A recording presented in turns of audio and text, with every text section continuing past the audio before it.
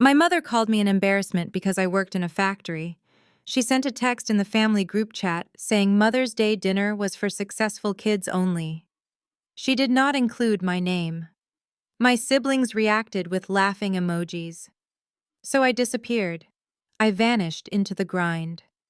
3 years later, I returned not as the worker she was ashamed of, but as the owner of the company she needed to save her from bankruptcy. Before I reveal how I hired my own mother as an entry-level packer, let me know where you are watching from in the comments. Hit like and subscribe if you know that success is the best revenge. My name is Nia, and I am sitting in a silence that costs $3 million. The air conditioning in my penthouse hums at a frequency you can barely hear. The floor-to-ceiling windows frame the glittering Atlanta skyline like a living painting.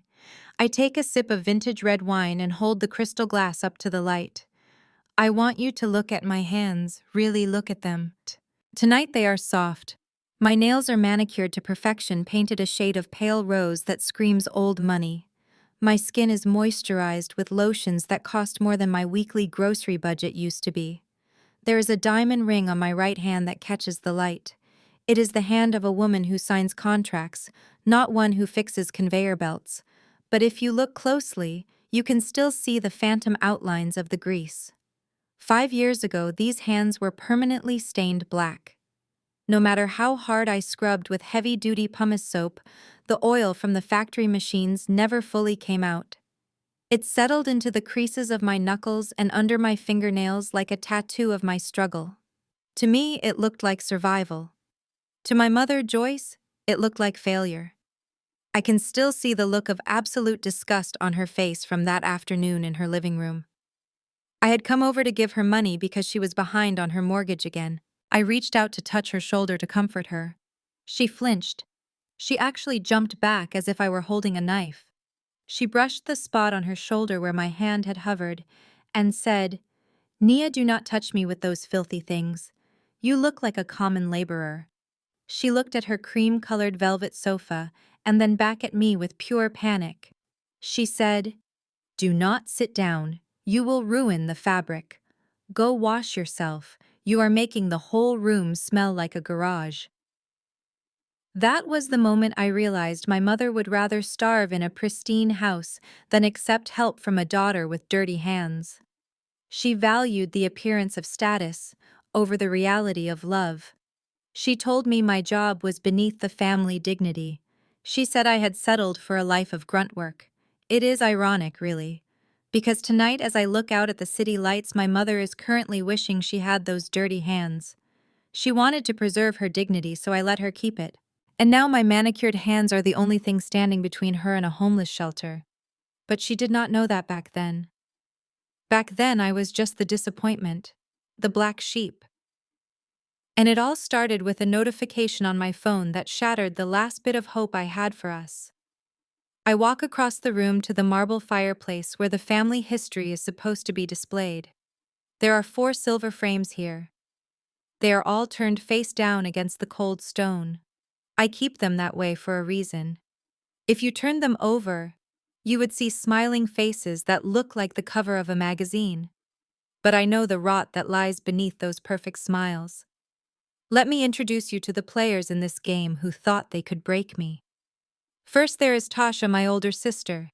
If you looked at her social media feed, you would think she is the queen of Atlanta. Every photo is filtered to perfection, showing off brunch dates and luxury shopping sprees. She calls herself a lifestyle curator. But I know the truth behind the filters. I know that the designer bags she flaunts are rented by the hour. I know that she has 7 credit cards maxed out to the limit, hidden in a shoebox in her closet, because she is terrified her husband will find out she is drowning. She spent her entire 20s mocking me for wearing steel-toed boots and safety goggles. She called me the family embarrassment because I worked with my hands. But while she was building a mountain of debt to impress strangers on the internet, I was building equity. She is a statue made of sugar, beautiful to look at, but one drop of rain, and she dissolves. Then there is Hunter, my brother-in-law. He is the man Tasha married to secure her status. He comes from one of those old New England families that lost their money 2 generations ago, but kept the attitude. He walks around our community with his nose in the air, treating everyone like his personal staff. He calls himself a tech entrepreneur. He uses buzzwords like synergy and disruption to sound important. But the reality is that his startup has not made a single dollar in 6 years. He has been quietly draining my mother's retirement accounts to fund an office he does not need for a business that does not exist. He looked at me with such disdain whenever I came home in my uniform. He treated me like the help in my own childhood home, not realizing that the help had more money in the bank than he ever would. And finally, there is the matriarch, Joyce. I stopped calling her mom a long time ago. A mother offers unconditional love. Joyce only offers conditional approval. To her, children are not people, they are accessories. If you make her look good at the country club, she loves you. If you make her look bad, you are invisible. She spent my entire life trying to polish me into a trophy she could display. When I chose engineering and factory work over a society marriage, she took it as a personal insult. She believed that my blue-collar job was a stain on her reputation that needed to be scrubbed away. They all sat on their high horses, judging me for sweating for a living, while their entire house of cards was built on debt and delusion. They thought they were untouchable. But every kingdom has to fall eventually. And for my family, the collapse began on a Sunday afternoon in May. Let me tell you about the dinner that changed everything. Let us rewind 5 years to the night that started the countdown to their destruction. The noise inside the Apex packaging facility was deafening. It was a constant rhythmic thrum of conveyor belts and hydraulic presses that vibrated deep in your chest until your own heartbeat matched the mechanical tempo. I was working the graveyard shift covering for a coworker who had called in sick. My uniform was heavy with sweat sticking to my back like a second skin. I had been on my feet for 9 hours stacking crates of automotive parts that weighed 40 pounds each. The air smelled of heated rubber and industrial lubricant, a scent that clung to my hair no matter how many times I washed it. Somewhere in the pocket of my cargo pants, my phone buzzed against my leg. It was a persistent vibration that cut through the industrial chaos. I wiped my greasy hands on a rag and pulled it out. The bright screen was blinding in the dim warehouse light. It was a notification from the Washington's group chat. My heart actually skipped a beat when I saw the first message from Joyce. Mother's Day brunch at the Ivy Sunday at 11 a.m. I felt a rush of adrenaline that had nothing to do with the heavy lifting. The Ivy was the most exclusive spot in Buckhead, known for its impossible reservation list and its clientele of senators and socialites. Being invited meant I was being seen. For a split second, I allowed myself to fantasize. I imagined sitting at a table with white linen, laughing with my sister, eating food I did not have to cook myself. I started typing immediately. I was already doing the mental math of how much overtime I would need to work to buy a decent dress and maybe get my hair done so I would fit in. My thumbs hovered over the screen, ready to type the words "I will be there." But before I could hit send, a second bubble popped up on the screen. It was a follow-up message from my mother, and it hit me harder than any physical blow. "This is a celebration of our family excellence. Successful children only, please." The cursor on my screen blinked, mocking me. Then came the third message, the one that knocked the wind out of me. "Nia, honey, you do not need to come. We will be taking photos for the society page, and I simply do not have the energy to explain your line of work to my friends. We will bring you a doggy bag." I froze. The noise of the factory seemed to fade into a dull roar as I read those words over and over. Successful children only. I stared at the phone as the notifications continued to roll in. Tasha reacted to my mother's text with a laughing face emoji. Hunter replied with, "Good call, Joyce keeps the aesthetic clean." They were discussing my exclusion as if I were a stain on the tablecloth, not a human being. They were talking about me as if I wasn't even in the chat, as if I didn't have feelings that could be bruised. I stood there in the middle of the factory floor, surrounded by robots and steel, feeling smaller than I ever had in my life. I slowly backspaced the reply I had started typing. I put the phone back in my pocket and lifted the next heavy crate. The weight felt different this time. It wasn't just physical. It was the crushing weight of knowing that to the people who were supposed to love me, I was nothing more than a dirty secret they wanted to hide. The sun was just beginning to rise over the industrial park as I punched my time card. My body screamed for sleep. My lower back throbbed and my feet felt like they were encased in cement blocks. Logic dictated that I should go home, take a hot shower, and collapse into bed. But the wounded child inside me took the wheel. Instead of driving to my small apartment, I drove toward Buckhead. I wanted to prove them wrong. I wanted to show my mother that even with a factory job, I could afford the kind of luxury she worshipped. I parked my rusted sedan as far away from the entrance of the upscale shopping district as possible, so no one would see it. I walked past windows displaying jewelry that cost more than my car. I felt like an alien. Passers-by in their jogging suits and yoga gear gave me a wide berth. I was still wearing my work boots and a flannel shirt over my uniform. I kept my head down and headed straight for the Coach store. I knew my mother loved their classic designs. I told myself that if I brought her something beautiful, something expensive, she would have to acknowledge me. She would have to smile. That smile was a drug I had been chasing my entire life, and I was willing to bankrupt myself to get one hit of it. I entered the store and the air conditioning hit my sweaty skin like a shock. The sales associate was a young woman with perfect makeup. She looked up from her phone, saw my appearance, and immediately looked back down. She did not greet me. She did not ask if I needed help. She assumed I was lost or there to clean something. I walked to the display case and picked up a beige leather tote. It was elegant and understated, exactly my mother's style. I checked the price tag, $350. It was on clearance, but it was still 2 weeks of groceries for me.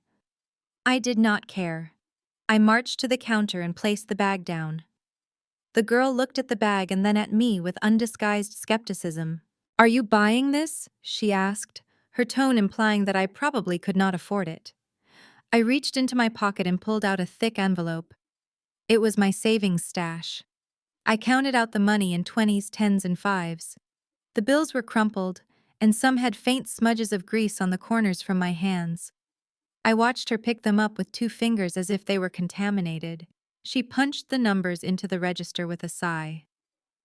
As I walked out with that glossy paper bag, I felt a surge of foolish hope.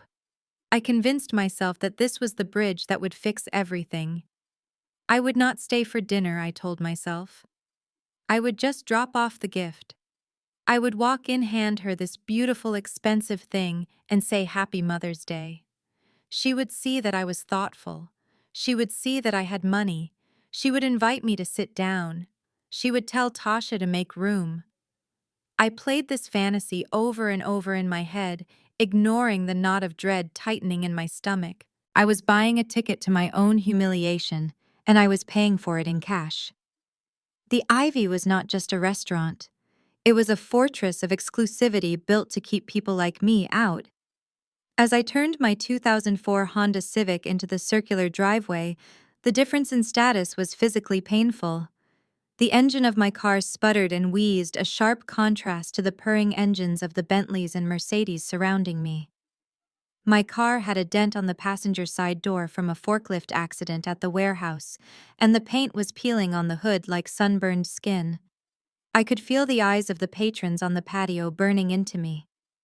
They looked up from their mimosas and lobster tails with expressions of mild amusement, as if my poverty was a piece of performance art.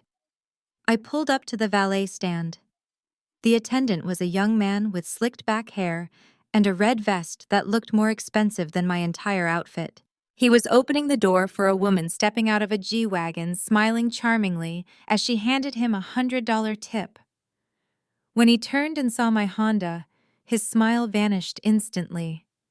He did not step forward to open my door. He stood firmly in place, his arms crossed over his chest like a bouncer at a club. I rolled down my window, the manual crank squeaking in the silence. I am here for the Washington party, I said, trying to keep my voice steady.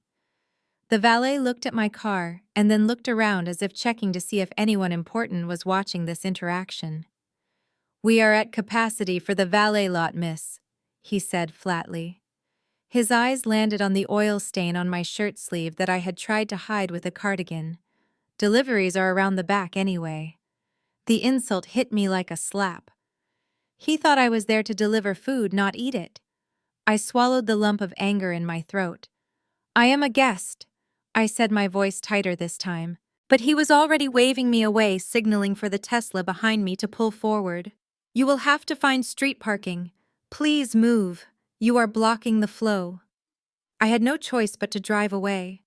I found a spot 3 blocks down near a construction site. The walk back to the restaurant was a march of humiliation. My heels, which I had bought at a thrift store, clicked unevenly on the pavement.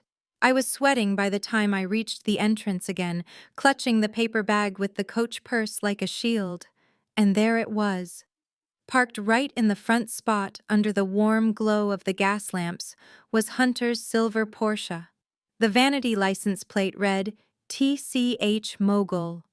It was gleaming, spotless, and arrogant. I stared at that car, knowing the truth that the valet did not. That Porsche was leased.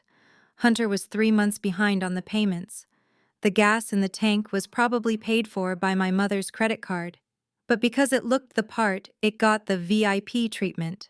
My Honda was fully paid for with honest, hard-earned money, but it was banished to the shadows. It was a perfect metaphor for my family. Appearance was God, and reality was a sin. I took a deep breath, smoothed down my dress, and prepared to walk into the lion's den, knowing that the car outside was just the beginning of the lies I was about to face. I stood on the sidewalk, separated from my family by a single pane of reinforced glass. It might as well have been a prison wall. Inside, the restaurant looked like a golden aquarium of wealth and happiness. The lighting was warm and amber, designed to make everyone look beautiful and rich. I could see them clearly. They were seated at the best table in the house, right by the window. My mother Joyce was holding court. She was laughing at something Hunter had said, her head thrown back in a display of joy that I had not seen directed at me in years. She looked radiant. She was wearing a pearl necklace that I knew was fake, but from this distance it looked like royalty. For a moment, I just watched them. I felt like a ghost haunting my own life. I saw Tasha reach over and adjust my mother's collar, playing the role of the doting daughter perfectly. Hunter was pouring champagne from a bottle that probably cost more than my weekly paycheck. They looked like a tableau of the perfect American family, a family that had successfully amputated the infected limb. Me. I took a breath that rattled in my chest. I told myself that if I could just get their attention, if I could just wave and show them the gift, they would soften. I stepped closer to the glass. My reflection ghosted over them, a faint, transparent image of a girl in a cheap dress hovering over their feast. I raised my hand. I knocked. It was a soft sound. Tap, tap, tap. Tasha was the first to hear it. She frowned and turned her head, looking for the source of the noise. When her eyes locked onto mine, her expression did not soften. It sharpened. She looked annoyed, as if a fly had landed on her meal. She immediately nudged my mother and pointed a manicured finger at the window. My mother turned. The smile was still on her face, but the moment she saw me standing there clutching that coach bag, the smile slid off her face like oil. It was replaced instantly by a look of sheer panic. She did not wave. She did not mouth the words, "Come inside." She looked around the restaurant, frantically checking to see if anyone else had noticed the girl in the parking lot clothes standing at the window. Then she did something that broke my heart more than any words could have. She reached out her hand. But instead of beckoning me, she grabbed the thick, heavy velvet curtain hanging beside the table. With one swift, violent motion, she yanked it shut. The golden light was gone. The view of my family was gone. I was left staring at the dark fabric of the curtain. She had literally closed the blinds on her own daughter. She had erased me from the view so she could enjoy her appetizers without being reminded of my existence. I stood there on the concrete, staring at that closed curtain, realizing that to her, I was not a person. I was a stain on the landscape that needed to be covered up. The message was loud and clear. You do not exist in our world. And that silence behind the curtain hurt more than if she had come out and slapped me across the face. I pushed through the heavy mahogany doors and stepped into the foyer of the restaurant. The transition was jarring.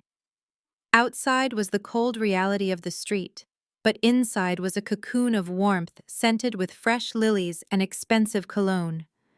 The lobby was empty except for the hostess stand, but before I could even formulate what I was going to say, the double doors to the dining room swung open. My family walked out. They moved in a formation that reminded me of a royal procession. My mother was in the center looking satisfied and full-flanked by Tasha and Hunter. They were laughing at some private joke, their faces flushed with wine and self-importance. I froze, clutching the paper bag against my chest like a shield. I wanted to turn around and run, but my feet felt heavy as lead. Hunter was the first to notice something was wrong. He stopped mid-stride and his laughter died instantly. He wrinkled his nose, sniffing the air with an exaggerated expression of disgust. He looked around the lobby as if searching for a gas leak. Then his eyes landed on me. The look of recognition was followed immediately by a look of repulsion. Jesus, Hunter said loud enough for the hostess to look up from her reservation book. What is that smell? It smells like burning rubber and stale sweat. He took a step toward me, but then recoiled, waving his hand in front of his face. Nia, seriously. Did you bathe in a vat of motor oil before you came here? You smell like a mechanic shop on a hot day. Tasha let out a sharp, cruel giggle. She reached into her clutch and pulled out a small bottle of perfume, spraying it into the air between us as if I were a contagion that needed to be neutralized. You are literally ruining the atmosphere, she said, her voice dripping with venom. This is a 5-star establishment, Nia. People are trying to enjoy their lobster, and you walk in smelling like a factory accident. You are making the air heavy. It is suffocating. I felt the heat rise up my neck, burning my cheeks. I was painfully aware of the contrast between us. They were pristine, dressed in silk and cashmere, smelling of Chanel and expensive soap. I was wearing my work clothes, and despite my best efforts, the scent of industrial solvent and machine grease clung to me. It was the smell of hard work. It was the smell of the money that paid their bills. But to them, it was just the stench of failure. I tried to speak to defend myself, but my throat closed up. I held out the bag slightly, my hand trembling. I just wanted to give Mom her gift, I managed to whisper. Hunter laughed, a harsh barking sound that echoed in the high ceilings of the lobby. Gift, he scoffed, looking me up and down with eyes that stripped away every ounce of my dignity. The best gift you could give us is to go back to whatever hole you crawled out of and scrub yourself raw. You are embarrassing us in front of the staff. Look at the hostess. She is terrified you are going to touch something. My mother stood behind them silent. She did not defend me. She did not scold them for their cruelty. She simply took a handkerchief from her purse and pressed it delicately to her nose, turning her face away as if the mere sight of me was physically painful for her. That silence, that refusal to even look at me, was louder than any insult Hunter could have screamed. It confirmed that in this lobby under these crystal chandeliers, I was not family. I was pollution. I ignored Hunter and Tasha. I pushed past their insults and focused solely on the woman standing behind them. My hands were trembling violently as I extended the glossy paper bag toward her. Mom, I said, my voice barely loud enough to be heard over the restaurant music. I know I was not invited to eat with you. I respect that. But I did not want today to pass without giving you something. I worked double shifts to get this for you. For a moment, she just stared at me. Her expression was unreadable. Then slowly she reached out her hand. But she did not take the bag from me. She did not wrap her fingers around the handle in a gesture of acceptance. Instead, she used just her thumb and forefinger to pinch the very edge of the rope strap. She held it away from her body as if she were picking up a soiled tissue or a dead rodent. She lifted it slightly into the air, inspecting the logo with a critical squint. Nia, she said, her voice dropping to a whisper that was colder than ice. I was very clear in my text message. Successful children only. She let the bag dangle there between us, spinning slowly in the air. And looking at this sad little package, I see you still do not understand what that word means. This is the outlet version, isn't it? This is from the clearance bin. I felt my stomach drop to the floor. It is genuine leather, I stammered, trying to defend my effort. It cost me $300. She cut me off with a sharp intake of breath. It is last season's stock, Nia. Do you really think I would be caught dead carrying an accessory that is a year out of date? Do you think I want my friends to see me holding a discount bag while they are carrying Hermes and Chanel? You are not giving me a gift. You are giving me an obligation to dispose of your bad taste. Then she did it. She simply opened her fingers. Gravity took over. The bag hit the polished marble floor with a soft thud. It tipped over, spilling the white tissue paper out onto the tiles. The sound of it hitting the ground was quiet, but to me it sounded like a gunshot. We have a reservation at the spa, she said, smoothing her dress as if the mere proximity to me had wrinkled it. Go home, Nia, and take your trash with you. She turned and began to walk toward the exit doors. She did not walk around the bag I had dropped. She stepped right over it, lifting her designer heel high to avoid touching the gift I had slaved over. She walked over my love like it was debris on the sidewalk.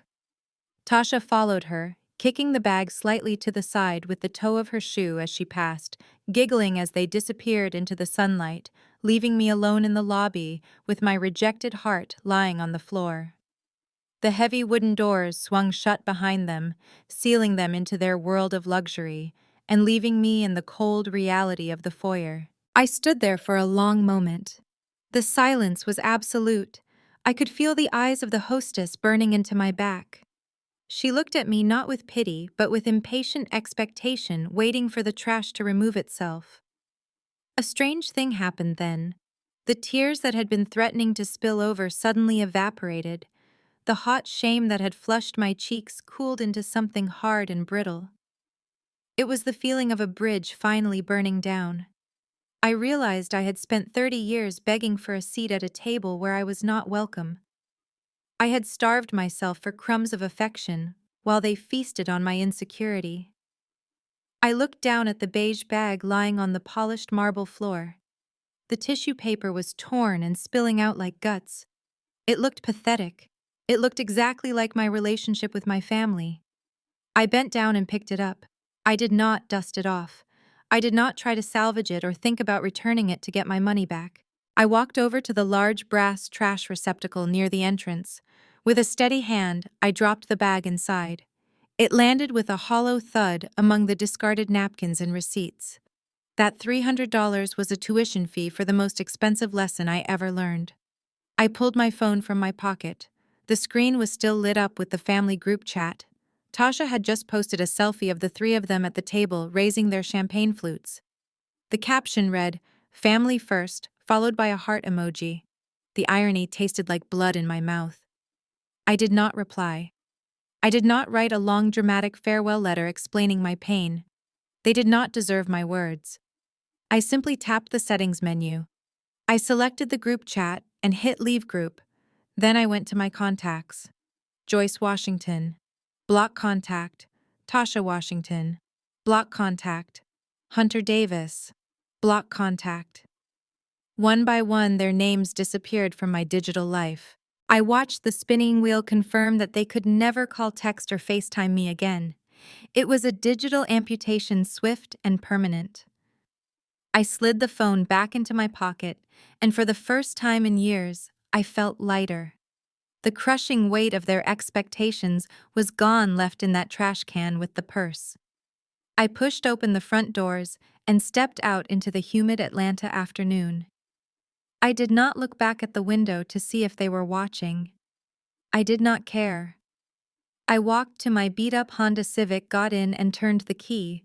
The engine sputtered to life, a rough sound that I used to be ashamed of, but now sounded like freedom. As I drove away from the ivy, I made a vow to myself. The next time they saw me, they would not be looking down at me. They would be looking up, and they would be blinded by the glare of my success. I shifted into gear and drove straight toward the only place where I actually belonged. The factory. The warehouse became my sanctuary. While my family viewed the Apex facility as a dungeon of low-class labor, I viewed it as a puzzle waiting to be solved. They saw me as a packer, a pair of hands hired to put widgets into boxes for $15 an hour. What they did not know was that while they were sleeping, I was studying. For 4 years, I had sacrificed every weekend and every spare dollar to an online degree program. While Tasha was curating her Instagram feed and Hunter was failing at startups, I was earning my Bachelor of Science in Mechanical Engineering. I kept it a secret because I knew if I told them, they would find a way to diminish it. They would ask why I did not go to an Ivy League school or why I was not working at a prestigious firm. So I kept my mouth shut and my eyes open. I started staying late after my shift ended. I told the floor manager I was waiting for traffic to die down, but in reality I was analyzing the assembly line. I watched how the machines moved where the bottlenecks were and why the hydraulic presses overheated every Thursday. The factory was bleeding money through inefficiency, and nobody seemed to notice except the girl taping boxes at the end of the line. One rainy Tuesday night, everything changed. The main conveyor belt, which we affectionately called Big Bertha, seized up with a grinding screech that sounded like metal tearing through bone. Production ground to a halt. The silence in the factory was terrifying. Every minute the belt was stopped cost the company thousands of dollars. Mr. Henderson, the owner, was pacing the floor in a panic. He was a good man, but he was old and tired, and his lead mechanic had gone home with the flu. He was on the phone screaming at a repair service that told him they could not come out until the morning. I watched him hang up the phone, his face gray with stress. I knew that if this order did not ship by morning, Apex might lose its contract with the auto manufacturer. I put down my tape gun. I walked over to the utility closet and grabbed the red toolbox. I did not ask for permission. I walked straight up to Big Bertha and crawled underneath the chassis. Mr. Henderson shouted at me. "Nia, what are you doing? Get away from there, you are going to get hurt." I ignored him. I shined my flashlight into the gear assembly. It was exactly what I suspected. The timing belt had slipped because of a worn tensioner bearing. It was a simple fix if you knew what you were looking for. I grabbed a wrench and went to work. Grease dripped onto my face, mixing with the sweat on my forehead, but I did not care. For 20 minutes, the only sound was the clicking of my ratchet and my own breathing. I tightened the tensioner, realigned the belt, and tapped the casing with my hammer to settle it. I slid out from under the machine, wiped my hands on my pants, and looked at Mr. Henderson. "Try it now," I said. He looked at me like I was crazy, but he walked over to the control panel and hit the green button. The machine groaned once, and then purred to life. The belt began to move smoothly. The rhythm of production returned. Mr. Henderson stared at the moving belt and then looked down at me, his eyes wide with shock. "Nia," he asked, his voice trembling slightly, "since when do you know how to fix industrial machinery?" I looked him in the eye and gave him the first real smile I had worn in months. "Since I started reading the schematics in the break room for fun," I said. That night, I did not ask for overtime pay. I did not ask for a raise. I was playing a much longer game. I was not just fixing a machine, I was auditing my future empire. The next morning, the intercom crackled to life above the factory floor. The voice of the floor manager boomed through the speakers. "Nia Washington, please report to Mr. Henderson's office immediately." The hum of the machines seemed to drop away. My coworkers looked at me with expressions of pity. In a factory environment, being called to the main office usually meant one thing: you were getting fired. My stomach turned into a knot of cold dread. I was convinced that my unauthorized repair job the night before had violated some liability clause. I wiped my hands on my jeans, took a deep breath, and began the long walk across the concrete floor. I prepared my defense in my head.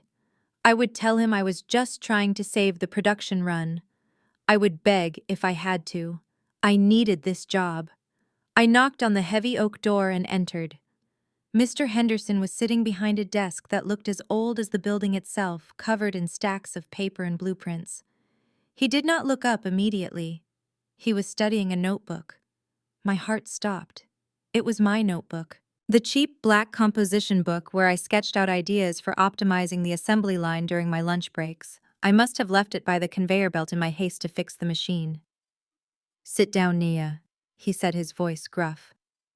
I sat on the edge of the hard wooden chair. "Mr. Henderson, I can explain. I know I am not a mechanic, and I should not have touched the equipment, but—" He held up a hand to stop me. He tapped a finger on my open notebook. "Did you draw these?" he asked. He pointed to a sketch of a modified sorting arm that would reduce jamming by 20%. "Yes, sir," I whispered. "I was just doodling." He flipped the page.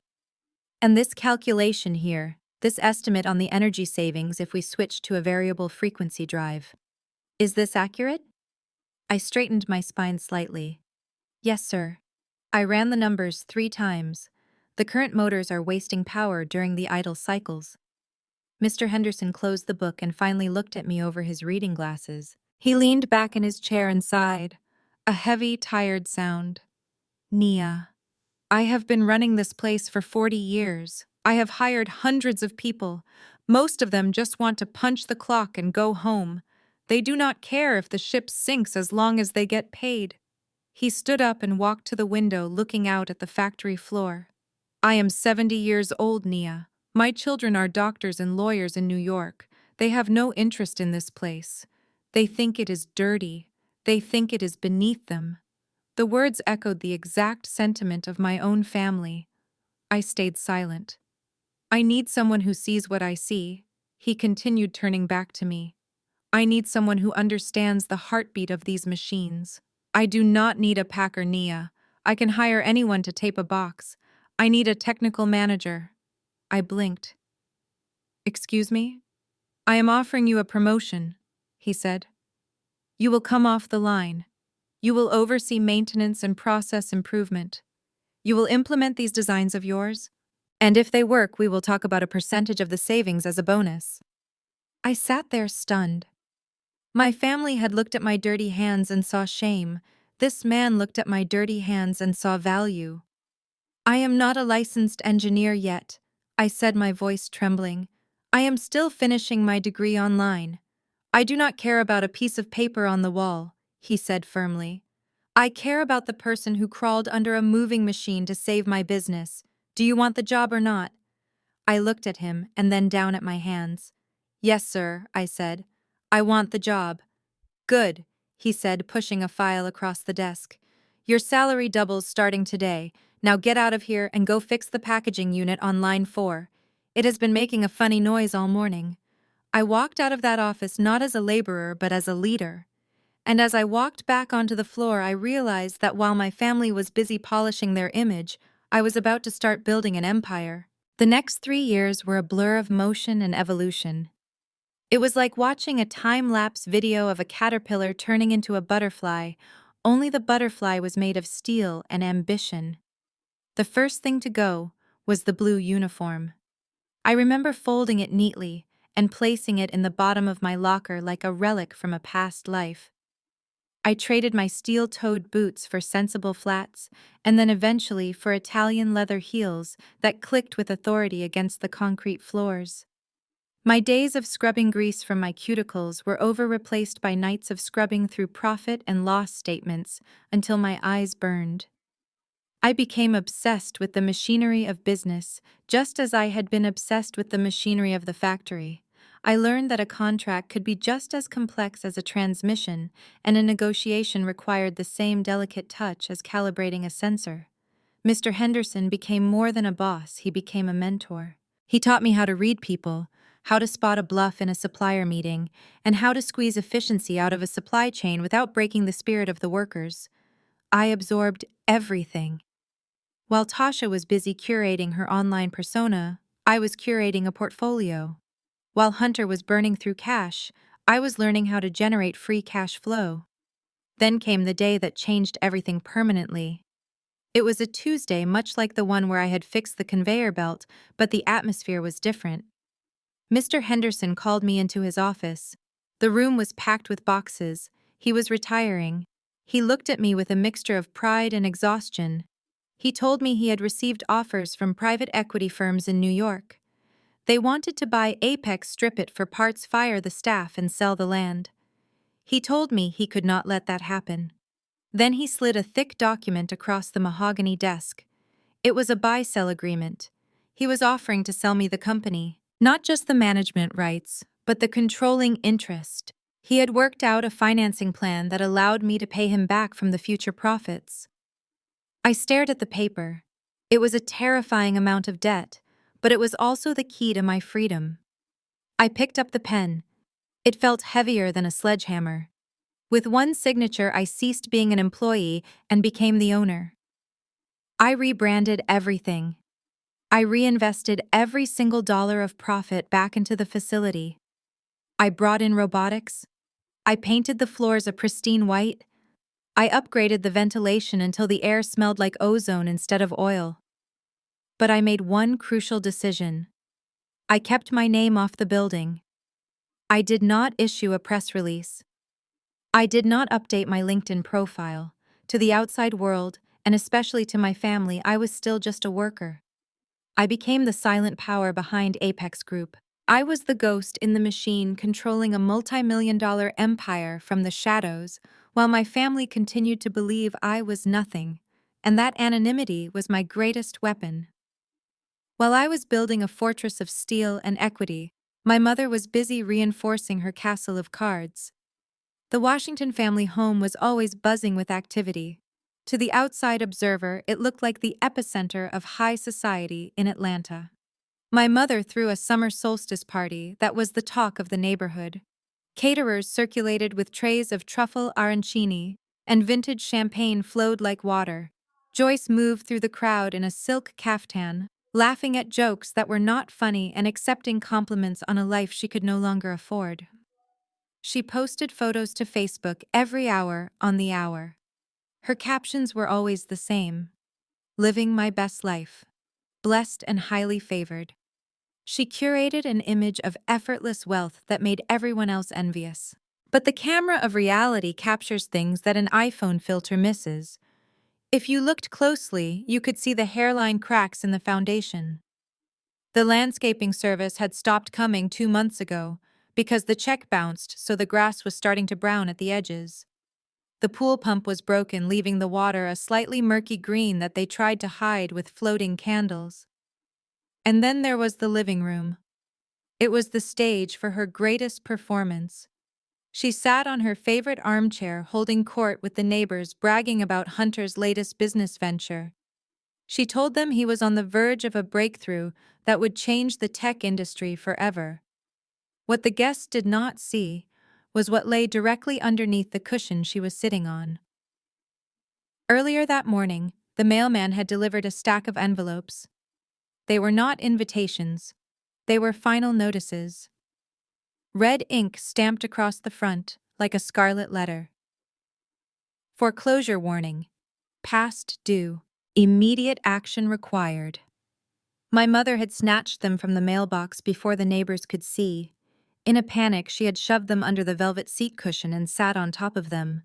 She was literally sitting on a ticking time bomb of debt while sipping a $20 glass of wine. She believed that if she hid the bills, they ceased to exist. She was not the only one pretending. Tasha was there smiling until her cheeks hurt, showing off a new diamond bracelet. I knew for a fact it was cubic zirconia, but she told everyone it was a gift from Hunter to celebrate his startup's first round of funding. Hunter stood by the bar looking sweaty and pale. He was drinking faster than anyone else. His eyes were darting around the room, not looking for investors, but looking for anyone who might ask him a hard question about where the money was actually coming from. He was drowning in a sea of his own lies, and my mother was handing him an anchor instead of a life jacket. They were a perfect unit of dysfunction, enabling each other's delusions, because facing the truth was too painful. They did not know that the bill was coming due, and the creditor they would have to face was the daughter they had thrown away. Across the city, in a rented office space that cost more per month than my mother's mortgage used to be, Hunter was unraveling. The panoramic view of the skyline could not distract from the fact that he was screaming into his iPhone. "You cannot call the loan yet," he shouted, his face turning a dangerous shade of crimson. "It is a liquidity issue, not a solvency issue. I just need 10 more days." He ended the call and threw the phone across the room. It bounced off the leather couch that he had put on the company credit card. The startup he had bragged about for years, Next Gen Dynamics, was nothing but a shell game. He had burned through the seed capital on branding consultants' launch parties and a Tesla lease. There was no product, there was no revenue. There was only a gaping black hole where the money used to be. But the worst part was not his own bankruptcy. It was what he had done to my mother. 6 months prior, he had sat Joyce down in her living room and held her hand. He told her about a guaranteed opportunity in cryptocurrency. He used words like leverage and unprecedented growth. He convinced a 60-year-old woman to take a second mortgage on her paid-off house. He took $200,000 of her equity, promising to double it in a quarter. He did not double it. He vaporized it.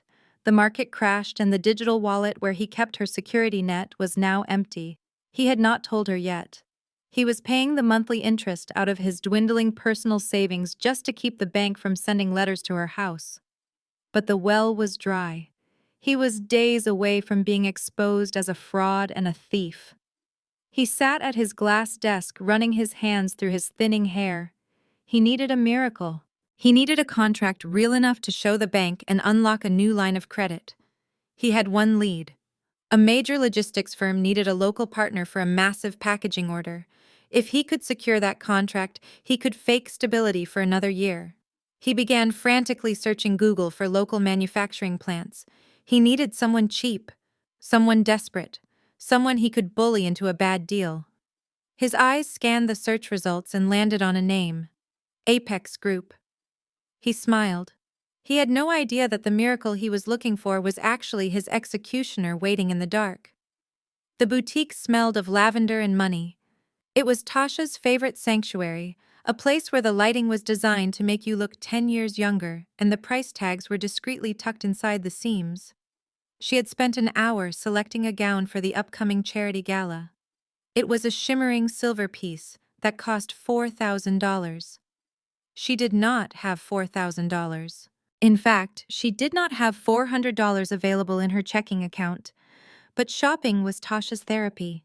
It was the only way she knew how to silence the whispering voice in her head that said her life was falling apart.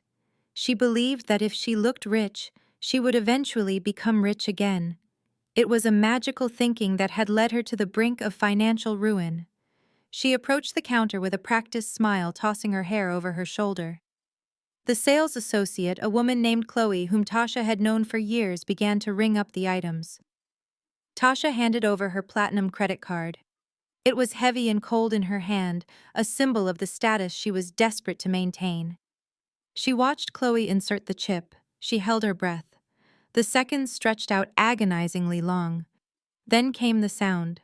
A sharp buzz that cut through the soft jazz music playing in the background. Chloe frowned and looked at the screen. "I am sorry, Mrs. Davis. The card was declined. Do you have another form of payment?" The air left the room. Tasha felt the blood drain from her face. She felt the eyes of the other shoppers on her back burning holes in her expensive blouse. She forced a laugh, a brittle, high-pitched sound that sounded nothing like joy. "Oh, how ridiculous," she said, loud enough for everyone to hear. "Hunter must have put a travel freeze on the accounts because of his upcoming business trip to Dubai. He is always so overprotective with security. Try it again." Chloe tried it again. The same buzz, the same rejection. Tasha snatched the card back, her hands shaking slightly. "I will have to call the bank and sort this out," she said, her voice tight. "I cannot believe they would embarrass a loyal customer like this. Put the dress on hold. I will be back in 20 minutes. She walked out of the store with her head held high, tapping furiously on her phone, as if she were actually calling a banker. She did not stop until she reached her car. Once she was inside the safety of her leased Range Rover, the performance ended. She dropped the phone into the cup holder and gripped the steering wheel so hard her knuckles turned white. Then she screamed. It was a raw, guttural sound of pure panic. She slumped forward, resting her forehead against the leather wheel, and sobbed. She cried for the dress she could not buy. She cried for the lies she had to tell. But mostly she cried because she was trapped. She was married to a man who was drowning them in debt, and she was too proud to ask for a life raft. She thought about Nia. She thought about how she had mocked her sister's cheap clothes and old car.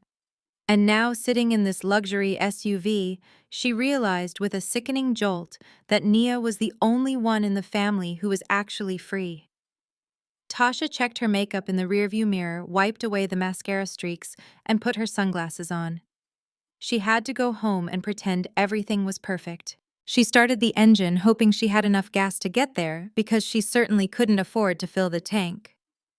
The dining room of the Washington estate had hosted senators and celebrities in the past, but tonight it hosted only desperation.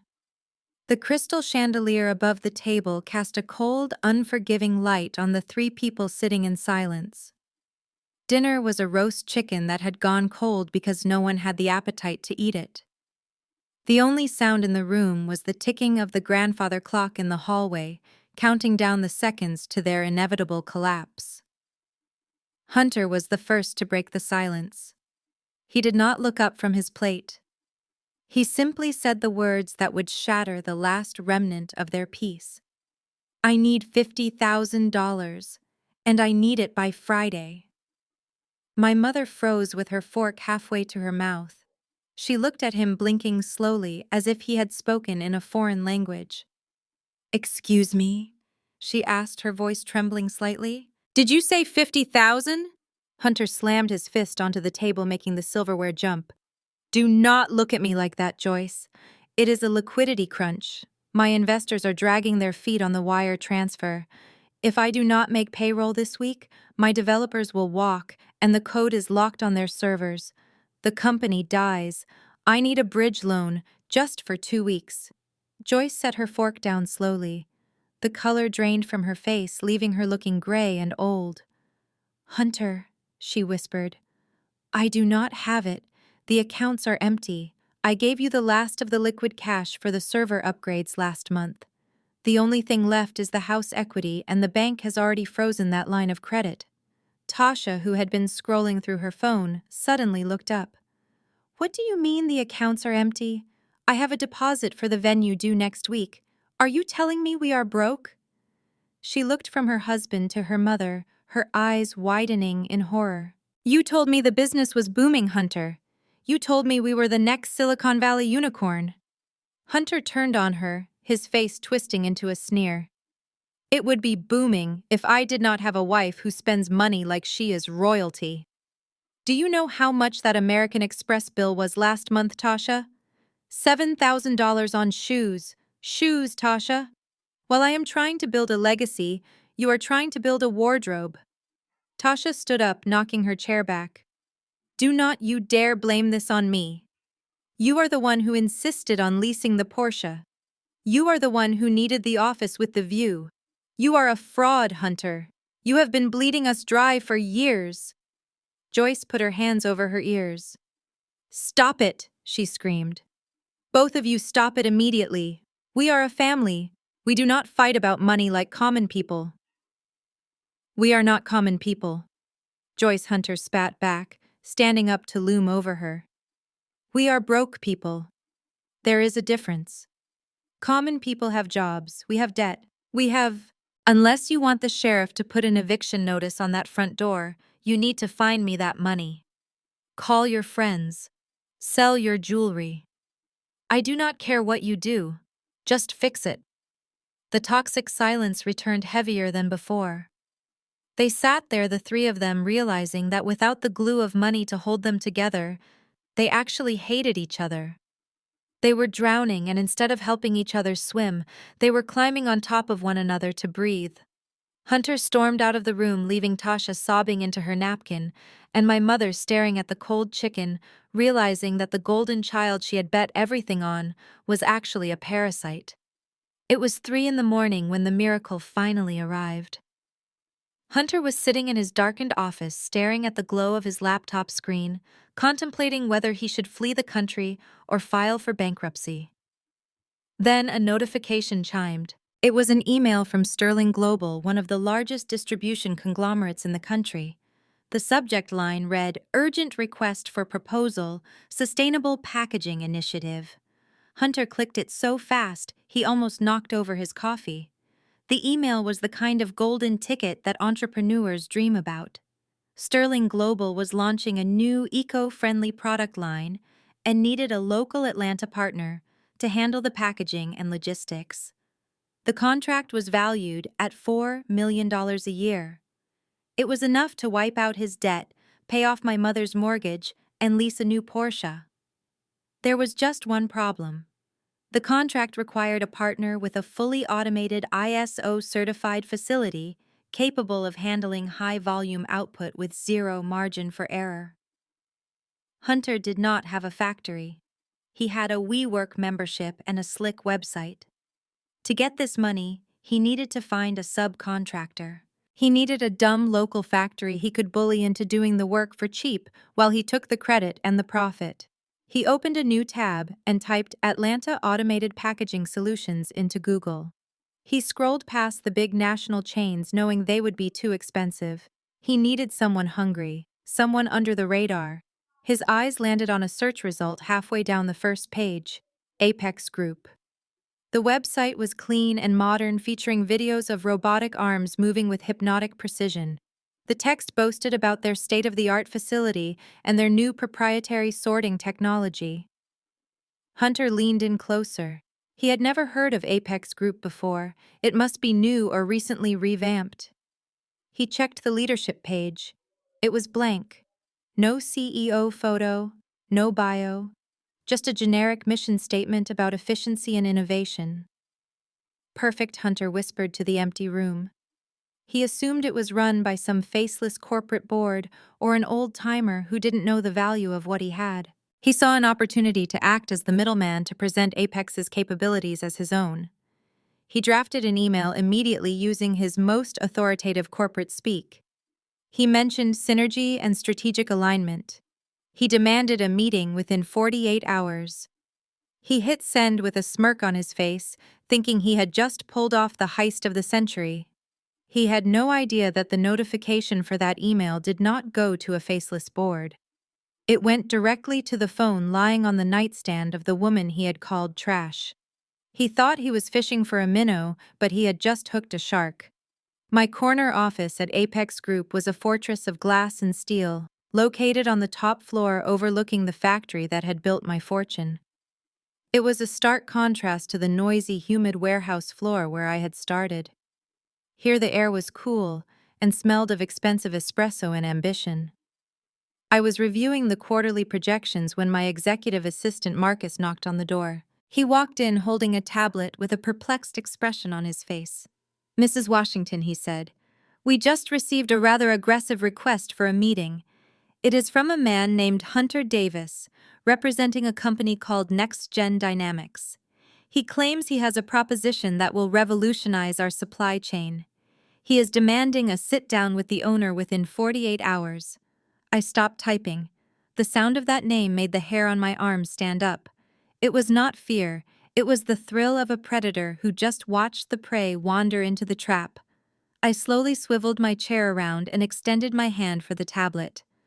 "Let me see that," I said. I read Hunter's email. It was a masterpiece of desperation masked as arrogance. He used words like strategic synergy and vertical integration, but I could read between the lines. He was begging. He was broke, and he needed a vendor who would extend him credit on a handshake. He had no idea he was emailing the sister-in-law he had mocked for smelling like oil. He thought he was reaching out to a stranger. I looked up at Marcus. He was waiting for me to tell him to delete the email. We usually ignored cold calls from failing startups. "Reply to him," I said, my voice steady and cold. "Tell him we are interested. Tell him we have capacity for his order and we are willing to expedite the contract." Marcus looked surprised. "Are you sure, ma'am? His financials look unstable." "I know exactly what his financials look like," I said, standing up and walking to the window. That is why there is a condition. Tell Mr. Davis that due to the high-risk nature of his request and the volume of the order, Apex Group requires all primary investors and personal guarantors to be present at the signing. I turned back to Marcus and smiled, a smile that did not reach my eyes. I happen to know that his primary investor is his mother-in-law and his business partner is his wife. Tell him to bring Joyce and Tasha Washington. If they are not in the room, there is no deal. Marcus nodded, typing the notes furiously. And should I tell him who the owner is? No, I said. Let them think they are meeting an old man. Let them think they are walking into a room they can dominate. I want to see their faces when they realize who holds the pen. Schedule the meeting for Friday at noon. And Marcus, order the expensive catering. I want them to feel comfortable right before I destroy them. As the door closed, I looked out at the Atlanta skyline. The pieces were moving into place. They were coming to my house now. And in my house, we play by my rules. The trap was set, and they were running toward it with their eyes closed. Hunter burst through the front door of the Washington estate like a man who had just won the lottery. The gloomy atmosphere from the dinner the night before evaporated instantly. He was holding a bottle of champagne that he had definitely bought on credit. "Ladies, pack your bags," he shouted, popping the cork and letting the foam spill onto the hardwood floor. "Next Gen is back in business." My mother and Tasha looked up from the sofa where they had been sitting in miserable silence, contemplating which jewelry to pawn. "Hunter, what happened?" Joyce asked, her eyes lighting up with that familiar hunger for status. "I did it," Hunter bragged, pouring the wine into unwashed glasses. "I secured a manufacturing partner. Apex Group. They are a massive local outfit. Top-tier automation. I worked my magic and convinced them to prioritize our order. We are talking about a $4 million revenue stream starting next month. The bank will unfreeze everything by Monday." The transformation in the room was instant and terrifying. Tasha, who had been crying about being poor 12 hours ago, immediately grabbed her phone. "Oh my God, Hunter, I knew you could do it," she squealed. "Does this mean I can get the dress? Does this mean we can go to the Maldives for our anniversary?" "Yes, yes, buy whatever you want," Hunter said, waving his hand dismissively. "But there is a catch, a small formality. The owners of Apex want to meet the board of directors. Since you two are listed as officers, they requested your presence at the signing tomorrow." Joyce sat up straighter, fluffing her hair. "Well, of course they do," she said, preening like a peacock. "They probably want to ensure they are doing business with reputable people. It makes sense they would want to meet the matriarch of the family. I will wear my St. John knit suit. We need to look the part of a power dynasty." They did not ask any questions about the contract terms. They did not ask about the production schedule or the profit margins. They only heard the word money and their brains shut off. Within minutes, they were already spending the imaginary profits. Joyce was talking about repaving the driveway to impress the neighbors.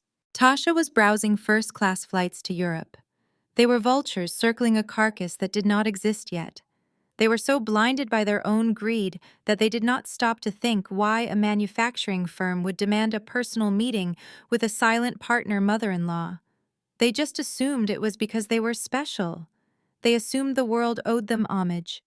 They toasted to their brilliance, unaware that the champagne they were drinking was the last sweet thing they would taste for a very long time. The white Range Rover looked like a spaceship gliding through the grimy streets of the industrial district. Inside, the climate control was set to a crisp 68 degrees, and the leather seats smelled of conditioning cream. Outside, the world was a blur of gray concrete chain-link fences and the heavy machinery of American manufacturing. To my family, this was not the engine of the economy. It was a wasteland. Joyce sat in the back seat, clutching her designer purse to her chest, as if she were afraid the poverty outside might somehow seep through the tinted windows and infect her. She looked out at a group of workers eating their lunch on a loading dock and shuddered visibly. "Hunter, why on earth do we have to come all the way out here?" she complained. Her voice was high and tight. "This place is dreadful. Look at that dust. I just had the car detailed yesterday, and now it is going to be covered in soot. I feel like I need a tetanus shot just breathing the air near this place. Can't we just meet them at a steakhouse in the city like civilized people?" Hunter laughed a sound that was meant to be reassuring, but came out sharp and condescending. He adjusted his rearview mirror to look at her. "Relax, Joyce. This is where the magic happens. Or at least where the grunt work happens.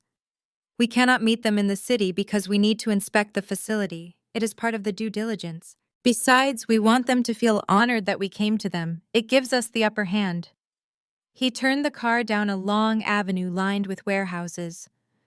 "Just think of it like a field trip," he continued, his tone oozing with arrogance.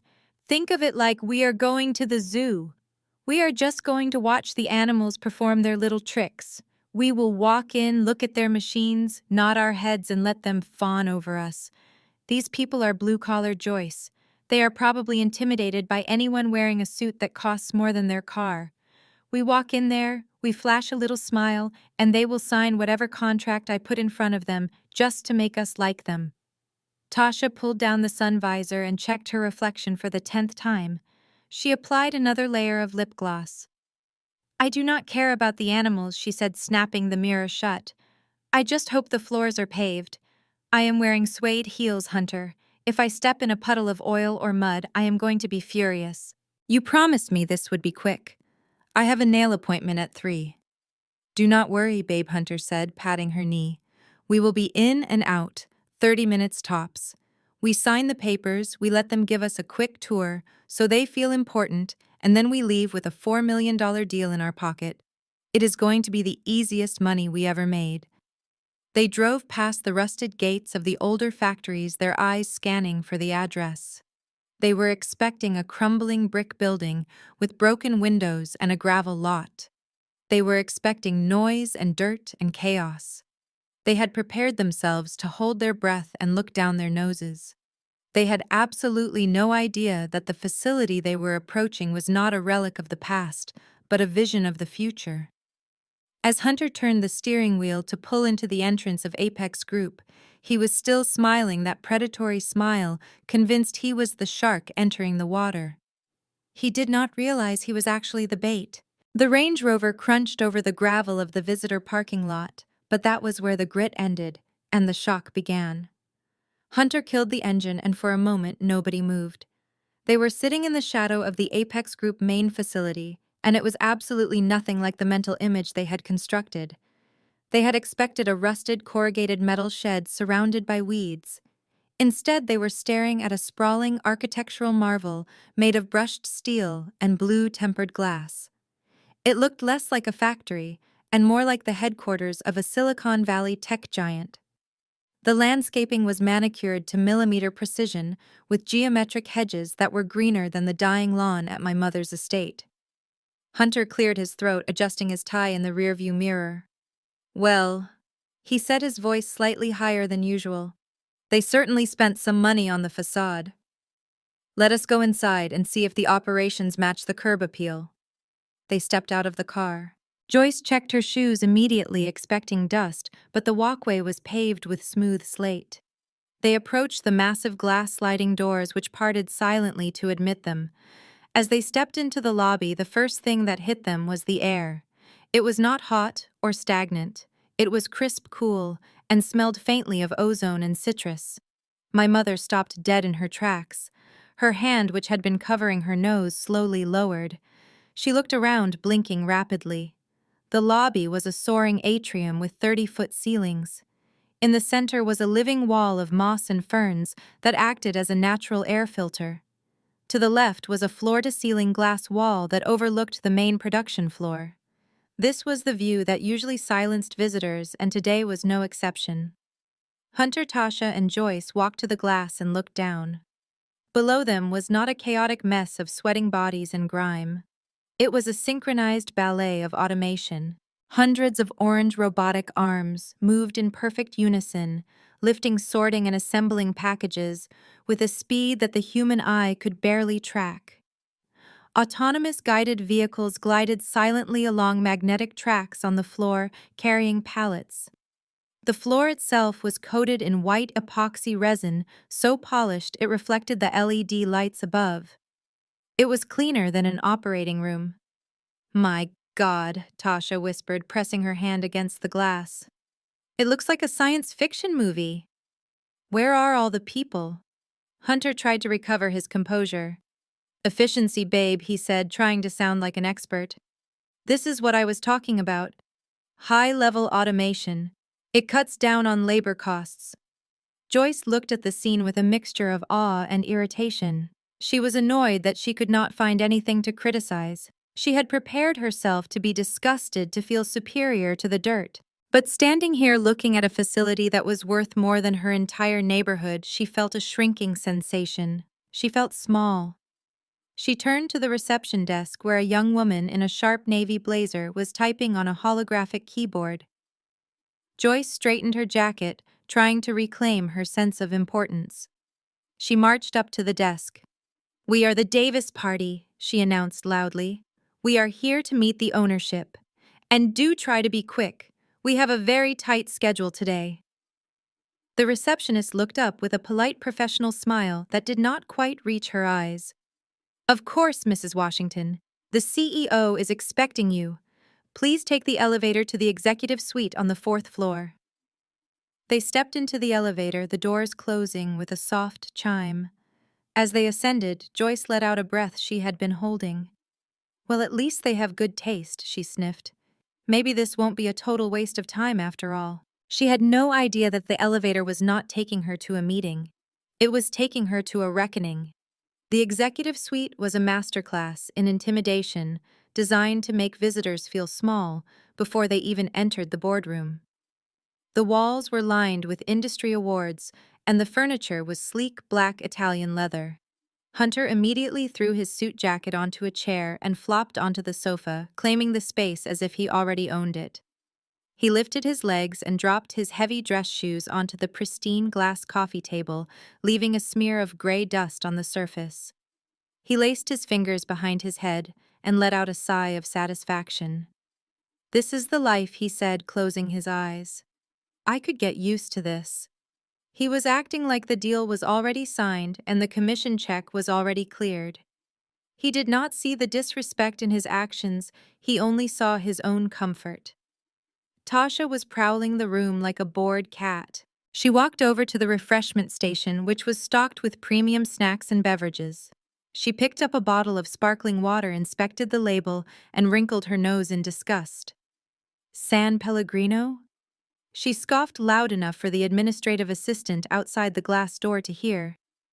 "Do they not have anything better? I specifically drink artisanal spring water from Norway. This tastes like minerals and poverty." She dropped the bottle back onto the tray with a clatter and wiped her hands on her dress as if the bottle had been sticky. She was broke and desperate, but she clung to her snobbery like a life raft. But it was Joyce who was the most agitated. She kept checking her diamond-encrusted watch, tapping her foot rhythmically against the floor. 15 minutes had passed since they arrived. To a woman like Joyce, waiting was an insult. It implied that someone else's time was more valuable than hers. She stood up and marched to the glass door, sliding it open with aggressive force. The young executive assistant named Marcus looked up from his desk. "Excuse me," Joyce snapped, her voice shrill and demanding. "We have been sitting in this fishbowl for 20 minutes. My son-in-law is a very busy man. He has calls to make. We cannot just sit here twiddling our thumbs while your boss finishes his lunch. Go in there and tell him the Davis family is ready to leave if he does not come out right now." Marcus remained calm. He adjusted his glasses and offered a polite, rehearsed smile. "I apologize for the delay, Mrs. Washington. The CEO is concluding a conference call with our partners in Tokyo. It is a critical negotiation. He will be with you shortly." Joyce huffed, crossing her arms. "Tokyo," she repeated, mocking his tone. "I doubt that. He is probably just trying to make us wait to feel important. It is a classic power move. Well, it won't work on me. You tell him he has 5 minutes or we walk. And when we walk, that $4 million deal walks with us." She slammed the door shut and turned back to Hunter and Tasha. "The audacity of these people," she hissed. "We are practically saving their business and they treat us like vendors." Hunter laughed from the sofa, not bothering to take his feet off the table. Let them play their games, Joyce. It just shows they are nervous. They know they need us more than we need them. Let them sweat. When I walk into that room, I am going to demand an extra 5% discount for this wait. They sat there in their bubble of delusion, completely unaware of the reality. They thought the delay was incompetence. They did not realize it was a calculated stress test. Behind the double doors of the boardroom, I was watching them on the security feed. I was watching Hunter dirty my table. I was watching Tasha insult my hospitality. And I was watching my mother abuse my staff. I was letting them dig their own graves, one arrogant comment at a time. And now it was time to hand them the shovel. The heavy double doors swung open with a hydraulic hiss that silenced the room instantly. Hunter scrambled to get his feet off the coffee table, brushing the dust from his shoes in a panic. Tasha straightened her dress, and my mother put on her best fake smile, the one she reserved for bank managers and pastors. They turned their attention to the figure standing in the doorway. Me. I walked into the room with a stride I had practiced for 3 years. I was not wearing the stained blue coveralls they remembered. I was wearing a bespoke charcoal suit cut from Italian wool that draped perfectly over my shoulders. My heels were sharp and authoritative, sinking into the plush carpet, but they did not see my face. I had covered the lower half of my face with a black industrial-grade mask, and my eyes were hidden behind oversized, dark sunglasses. To them, I looked eccentric, perhaps a bit germophobic, but undeniably powerful. Marcus stepped in behind me. "Please forgive the attire," he said smoothly.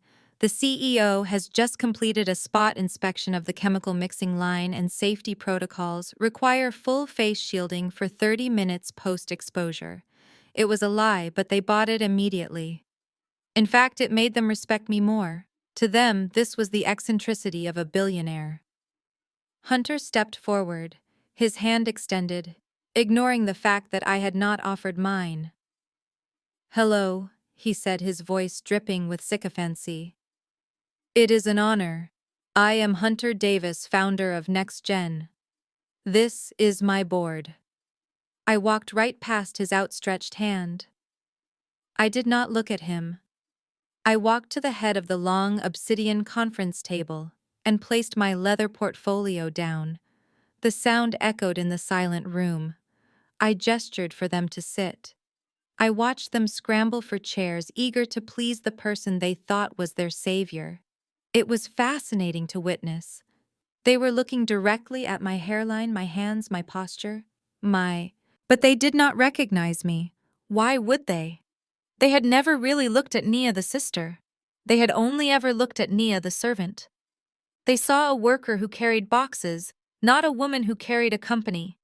My back was straight, my head was high, and I vibrated with an authority that was alien to them.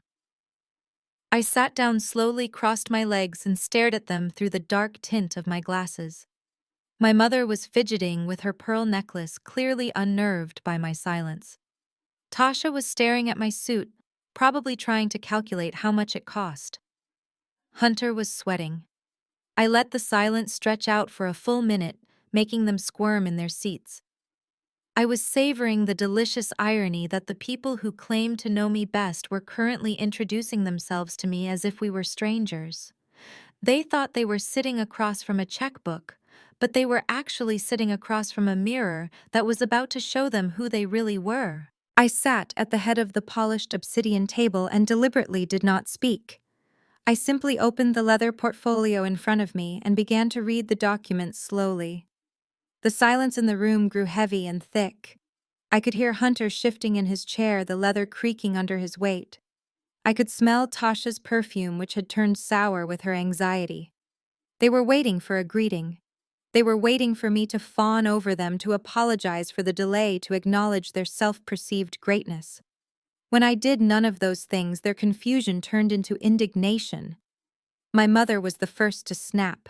She looked at my mask and my sunglasses, and her brain frantically tried to categorize me. In her worldview, power was loud. Power was a man in a suit shaking hands and making noise. Silence and anonymity were traits of the help. Therefore, she concluded, I could not possibly be the person in charge. I must be a proxy. A secretary sent to stall them. "Excuse me, Miss Joyce," said her voice cutting through the quiet like a serrated knife. She leaned forward, placing her elbows on the table in a gesture of aggression. "I think there has been a misunderstanding. We did not drive all the way out to this industrial wasteland to meet with a subordinate. We were promised a meeting with the owner, the decision maker." I stopped reading. I did not look up. I just held my hand perfectly still over the paper. Joyce took my silence as submission. She scoffed and turned to Tasha, rolling her eyes. "Unbelievable," she muttered. "They send in an assistant to vet us. Look at her, she is afraid to even speak." She turned back to me, her voice raising an octave. "Listen to me, young lady. We are the Washingtons. My son-in-law runs Next Gen Dynamics. We do not conduct business with staff. No matter how well dressed you are wasting our time. Go get your boss. Tell him we are waiting and our patience is wearing thin." Hunter, sensing an opportunity to assert his dominance, decided to pile on. He wanted to show his wife and mother-in-law that he was in control. He pushed his half-empty coffee mug across the glass table toward me. It slid with a harsh scraping sound, stopping just inches from my hand. "And while you are up," Hunter said, giving me a dismissive wave of his hand, "get me a fresh latte. Oat milk, extra foam. This one has gone cold, and quite frankly it tastes like vending machine swill. If we are going to sign a multi-million-dollar deal with this company, I expect better service than this. Chop chop." I stared at the coffee cup. Then I looked up at them. It was a moment of perfect crystallized irony. They were sitting in my building, begging for my money, and yet they were treating me like a waitress. Their arrogance was so deeply ingrained that it blinded them to the reality right in front of their faces. They were insulting the only person on earth who could save them. I slowly closed the portfolio. The sound was soft but final. I reached up with both hands. I hooked my fingers around the loops of the mask and the arm of the sunglasses. It was time to show them exactly who they were ordering around. I stood up slowly. The chair scraped against the floor, a harsh sound that made Tasha jump. Hunter smirked, leaning back with his hands behind his head, convinced that his command for fresh coffee was being obeyed. He thought I was getting up to serve him. He thought I was walking to the door to fetch a barista. But I did not walk to the door. I walked to the very edge of the table, looming over them, casting a long shadow that fell across their laps. I reached out and picked up the heavy file folder containing the contract they were so desperate to sign. I held it for a moment, letting them look at the Apex Group logo embossed in gold leaf. Then I dropped it. Thud. The sound was heavy and authoritative, shaking the glass surface of the table. The smirk vanished from Hunter's face. He sat up straighter, sensing a shift in the atmospheric pressure of the room. My mother frowned, opening her mouth to scold me for my insolence, but the words died in her throat. With slow, deliberate movements, I raised my hands to my face. I hooked my fingers around the arms of the oversized sunglasses. I pulled them off, folding them with a sharp click and placing them on top of the file. I stared at them with my naked eyes. I saw the flicker of recognition ignite in Tasha's gaze, a spark of confusion mixed with denial. She knew those eyes, but she could not reconcile them with the woman standing in this office. Then I reached for the mask. I unlooped the strap from my left ear, then my right. The black fabric fell away, revealing the face they had scrubbed from their family photos. I did not blink. I did not look away. I stared directly into the soul of the woman who had birthed me and then discarded me. The silence that followed was absolute. It was the silence of a bomb that had just detonated but had not yet created the sound wave. Joyce's face went slack. Her skin turned the color of old ash. Her lips moved, forming silent shapes, trying to process the impossibility of what she was seeing. Tasha let out a strangled gasp, her hand flying to her throat as if she were choking. Hunter looked like he had been punched in the gut, his eyes darting from my face to the name on the contract and back again. I leaned forward, resting my knuckles on the table, bringing my face inches from my mother's terrified stare. I curled my lip into a smile that contained zero warmth. It was a smile of pure cold victory. This coffee is brewed by a $5,000 Italian machine. I said, my voice low and steady, allowing every syllable to land like a physical blow. Mom, do you really find the taste so offensive? Or does it just taste like the daughter you threw away? Hello, friend, Bakda den. Bakda. I have completed Block 26, the silence. This is the pivotal moment of revelation. I focused heavily on the sensory details of the silence, making the room feel claustrophobic, and the sheer cognitive dissonance of the family. Tasha's line about cleaning is delivered with desperate denial, making Marcus's correction hit even harder. Here's the content in English optimized for AI voice reading. The silence that descended on the conference room was heavy enough to crush bones. It was not a peaceful quiet. It was a vacuum. The only sound was the low, rhythmic hum of the central air conditioning system, which seemed to roar in the stillness. It sounded like a countdown. I watched the blood drain from their faces in real time. It was as if I had pulled a plug and drained the life out of them. My mother was the first to physically crumble. Her hands, which had been gripping her designer purse with white-knuckled tension, suddenly went limp. The bag slipped from her lap and hit the floor with a heavy, dull thud. A tube of lipstick rolled out across the carpet. But she did not even blink. She did not look down. Her eyes were locked on my face, wide and terrified. She looked like she was seeing a ghost. She opened her mouth to speak, but no sound came out, only a dry, rasping breath. Hunter looked as though he had been struck by lightning.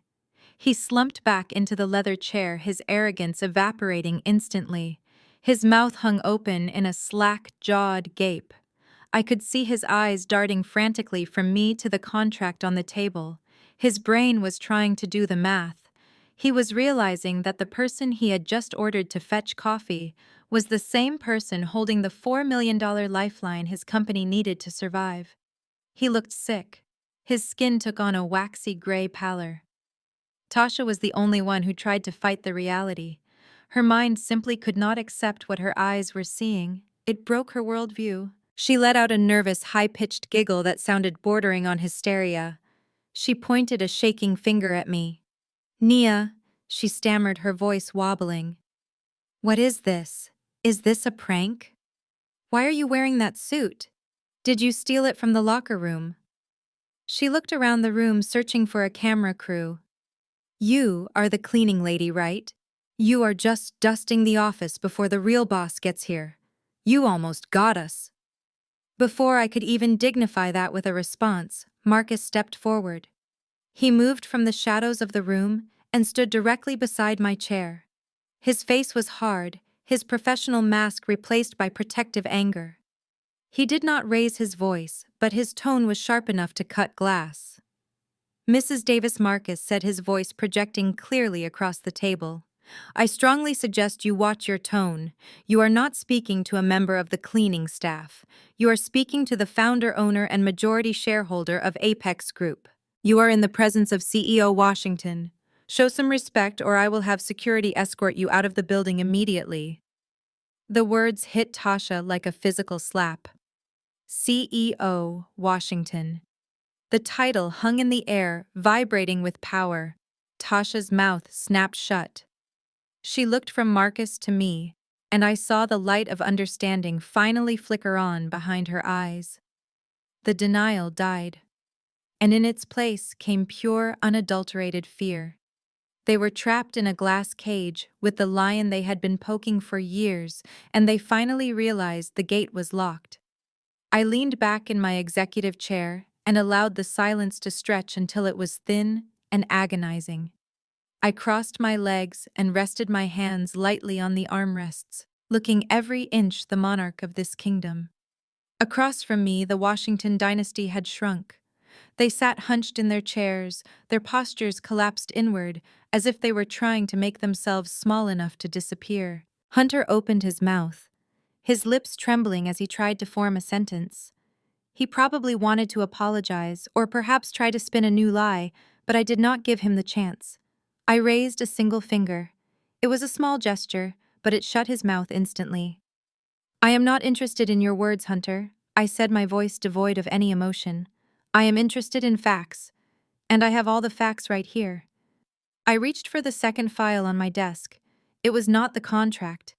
It was a background check. I flipped it open and began to read aloud, my eyes scanning the pages with clinical detachment. Next Gen Dynamics. Founded 3 years ago. Total revenue to date 0. Total operating losses $2.4 million. I looked up at him. He flinched. You came into my office acting like a titan of industry. You put your feet on my table and demanded coffee.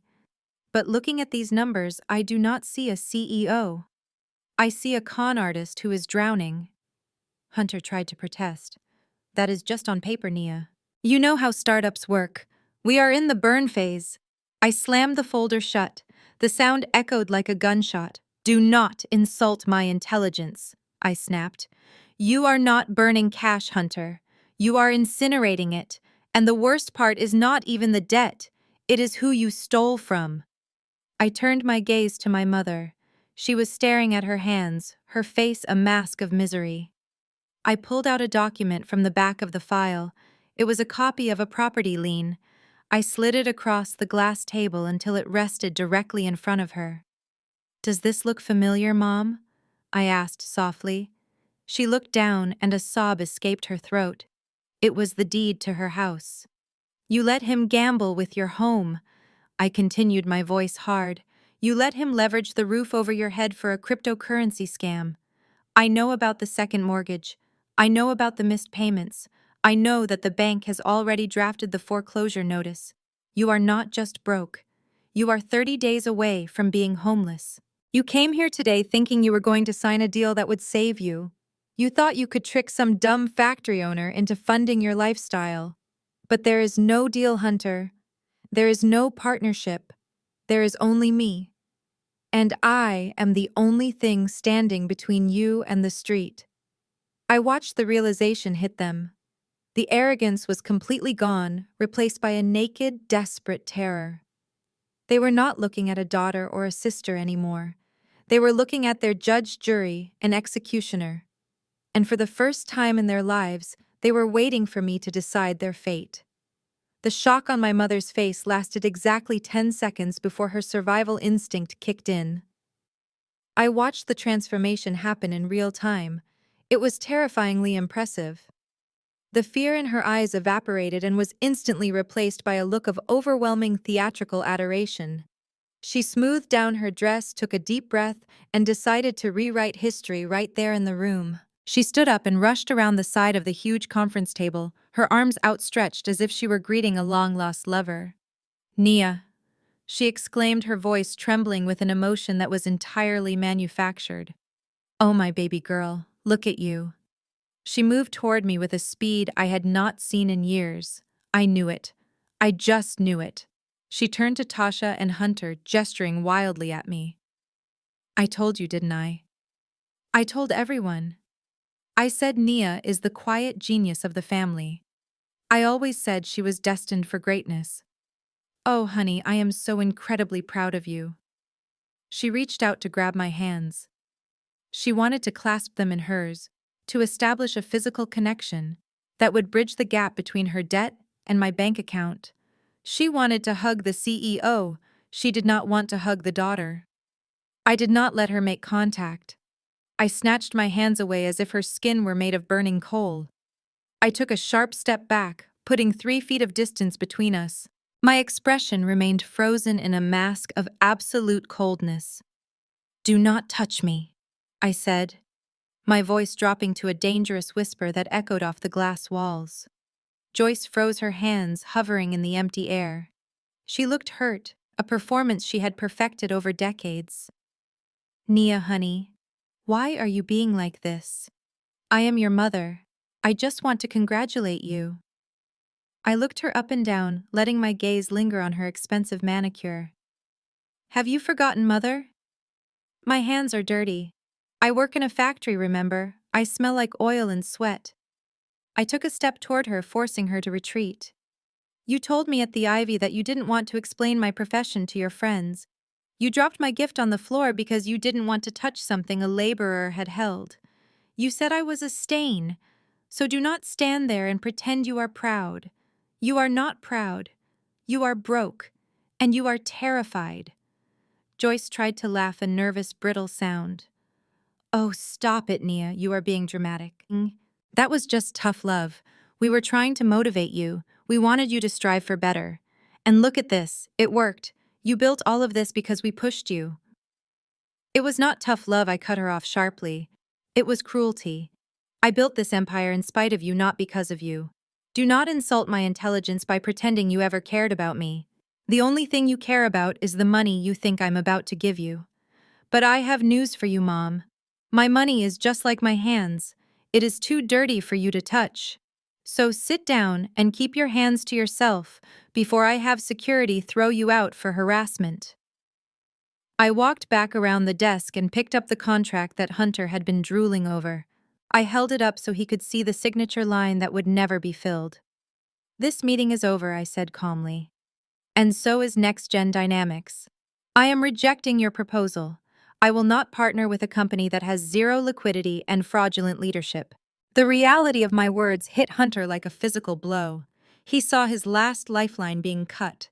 He saw the eviction notices, the repossessed Porsche, and the jail time for fraud that was surely coming. The arrogant tech bro facade crumbled completely. He did not argue. He did not try to negotiate. He did something that I never thought I would see a man like him do. He dropped. Hunter fell to his knees on the expensive carpet. The sound was heavy and pathetic. He scrambled forward on his hands and knees until he was at the edge of my desk, looking up at me with wet, desperate eyes. He looked like a child who had broken a vase. Nia, please. He begged, his voice cracking. You cannot do this. You are family. If you do not sign this, I am dead. They will come for everything. He grabbed the edge of the desk, his knuckles white. It was not my fault, Nia. I swear. It was the market. The crypto crash came out of nowhere. The regulators changed the rules overnight. I was just unlucky. Every entrepreneur has a run of bad luck. I just need one break. Just one signature and I can fix it all. I can pay Mom back. I can buy Tasha a house. Please, Nia. Don't let me drown because of a little bad timing. I looked down at him. I felt no pity. I felt only a profound sense of disgust. Seeing him on his knees did not make me feel powerful. It just confirmed how weak he truly was. He was a man who took no responsibility for the wreckage he created. I leaned over the desk, invading his personal space, forcing him to look directly into my eyes. Stop talking, I commanded, and stop lying to yourself. You are not a victim of the market, Hunter. You are not a victim of bad timing or bad luck. You started with more advantages than 90% of the population.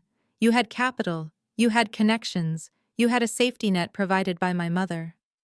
I pointed a finger at his chest. You burned it all because you are lazy and you are greedy. You thought you were too smart to do the actual work. You wanted the lifestyle of a CEO without the labor. That is not bad luck, Hunter. That is incompetence. You are simply bad at business, and I do not invest in incompetence. I tossed the contract into the shredder beside my desk. The machine roared to life, eating the paper, and with it, Hunter's last hope. The sound of the blades tearing the paper was the only answer he was going to get. The mechanical whine of the shredder faded into silence, leaving only the sound of Hunter's ragged breathing. He stared at the machine as if it had just eaten his soul. I sat back down and opened the bottom drawer of my desk. I pulled out a single crisp document stapled at the corner. I had prepared this days ago, knowing exactly how this meeting would end. I knew they would come to me on their knees, and I knew exactly what their desperation was worth. Get up, Hunter, I said, my voice cutting through his self-pity. Stop embarrassing yourself on my carpet. I am not going to let you go to jail. And I am not going to let my mother sleep on the street. But I am not going to partner with you either. Partnerships are for equals, and we are not equals. I slid the document across the desk. I am willing to acquire Next Gen Dynamics. I will assume all outstanding liabilities, including the $2 million debt and the lien on my mother's estate. I will inject enough capital to fulfill the Sterling Global contract. Hunter scrambled up from the floor, snatching the paper like a starving dog. Thank you, Nia, he blubbered, wiping his nose. Oh, thank God. I knew you would come through. We can turn this around together. Read line 4, I commanded, pointing at the bold text. Hunter's eyes scanned the page. His relief vanished instantly, replacing it with horror. 60%, he choked out. You want 60% equity. That gives you controlling interest. That makes it your company. It is already my company, Hunter, I replied coolly. I am just the only one willing to pay for the wreckage. You have run it into the ground. You have no leverage. If you do not sign that paper by the time you leave this room, the deal is off. And that is not all.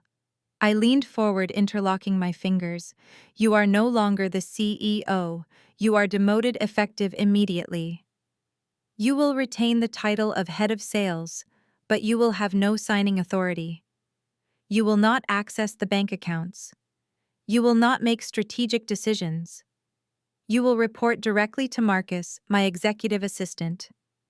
You will clock in at 9, and you will clock out at 5. If you are late once, if you miss a single target, I will fire you for cause and you will lose your remaining equity. You can't do that, he whispered, his face pale. I am the founder. I built that brand. I cannot work for your assistant. You built a scam, I shot back. I am buying the logo and the client list. The rest is garbage. You wanted to be a businessman. Hunter, well, now is your chance. But you are going to do it my way. You are going to earn your paycheck. Take the pen, Hunter, or take the handcuffs when the federal investigators show up next week. It is your choice, but do not make me wait. My time costs money. Hunter slumped into his chair, clutching the pen like a lifeline, defeated and broken. I did not waste another second on him.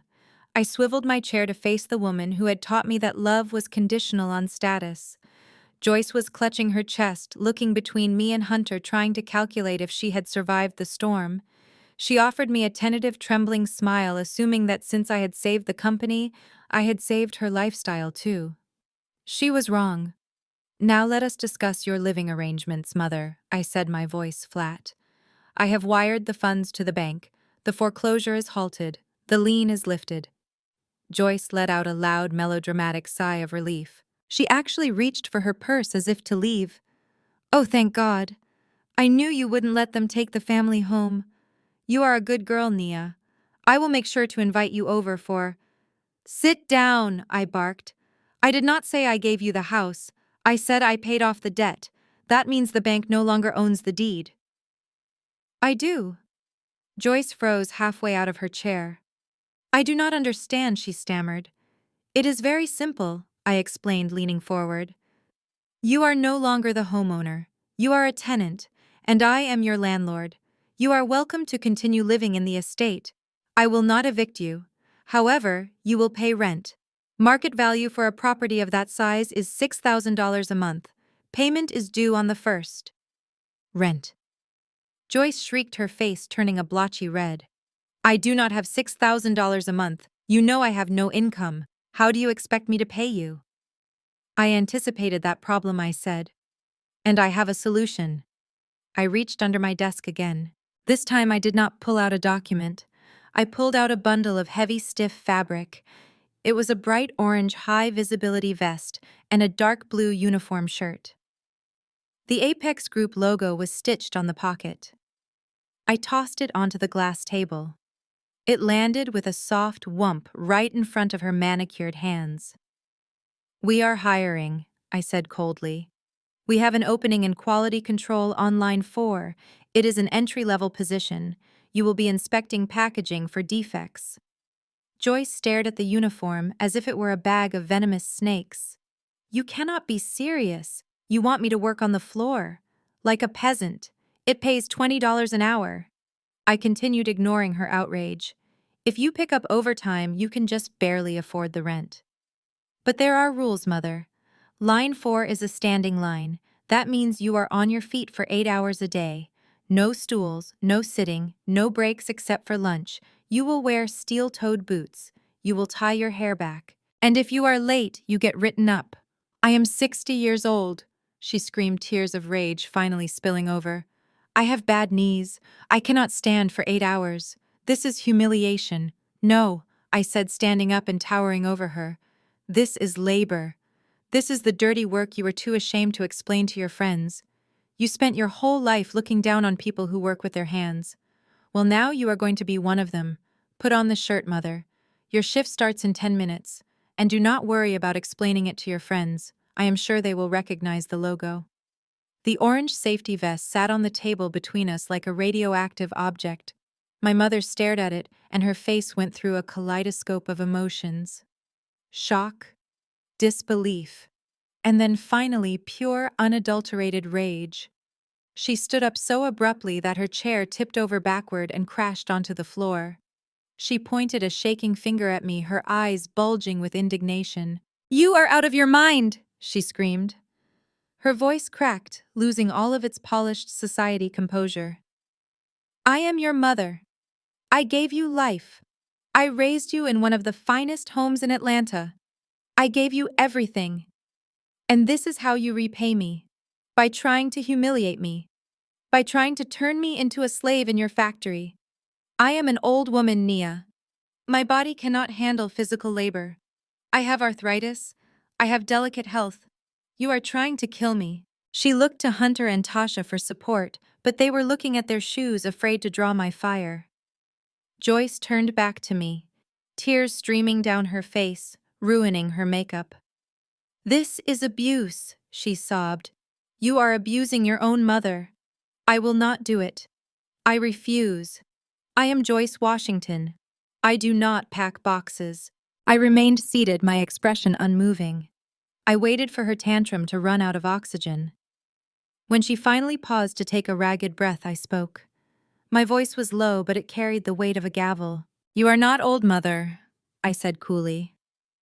"You are 60. You play tennis at the country club every Tuesday morning for 3 hours. You dance in high heels at charity galas until midnight. You have plenty of energy when it involves spending money or showing off. You only become frail when asked to contribute. That is not age. That is laziness." I stood up and walked around the table, closing the distance between us. She flinched, but I did not stop until I was standing right in front of her. "Do you remember what you told me when I asked for a loan to start this business?" I asked. "You told me that handouts create weakness. You told me that labor is glory, and that I should be grateful for the opportunity to work my way up from the bottom. You said hard work builds character. Were you lying to me then, or are you lying to yourself now?" Joyce opened her mouth to argue, but I cut her off. "There is no debate here. The days of you living as a parasite are over. You have a very simple choice to make right now.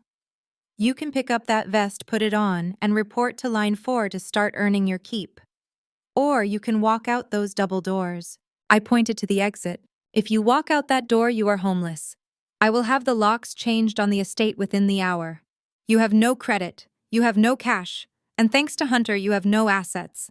You can go sleep in a shelter. You can go beg your rich friends for a couch to sleep on and explain to them why you are destitute. Or you can work." I looked at my watch. "You have 30 seconds to decide. The shift bell rings at 1 o'clock. If you are not on the line, the offer is rescinded and I put your belongings on the curb. What is it going to be, mother? Pride or a roof over your head? Choose." The room felt like a courtroom where the sentence was about to be passed. My mother stared at the heavy oak door that led to the hallway.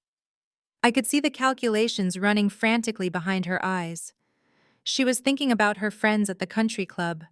She was thinking about the cold reality of a shelter cot versus the warm thread count of her sheets at home. She looked at her manicured hands and then at the bright orange vest. Her vanity was fighting a losing battle against her self-preservation. Slowly and with a movement that seemed physically painful, she reached out. Her hand shook so violently that her bracelets rattled together like chains. She picked up the cheap plastic pen I had provided. She did not look at me. She looked down at the employment contract, the paper that defined her new reality as a subordinate. She pressed the pen to the paper. The scratching sound was loud in the quiet room. It sounded like a surrender. She signed her name, Joyce Washington, not with a flourish, but with a jagged, defeated line. She pushed the paper away and buried her face in her hands, sobbing quietly. Hunter was next. He did not hesitate. The fight had left him completely. He pulled the stock transfer agreement toward him and signed away 60% of his company in less than 3 seconds.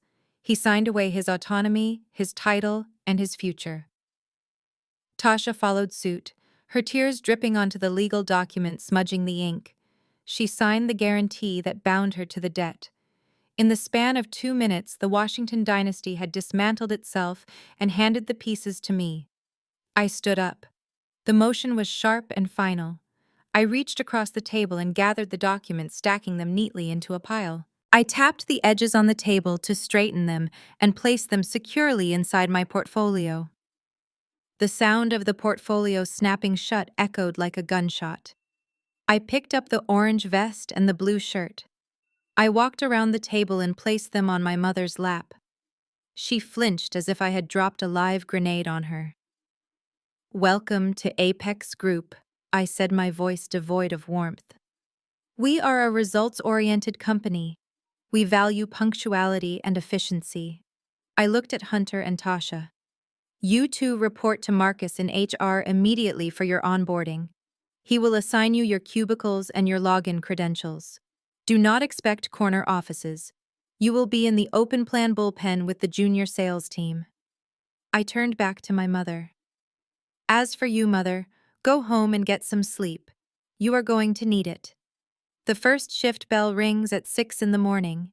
That means you need to be punched in and at your station by 5:55. If you are 1 minute late, the gate locks and you are docked a half day of pay. Do not test me on this."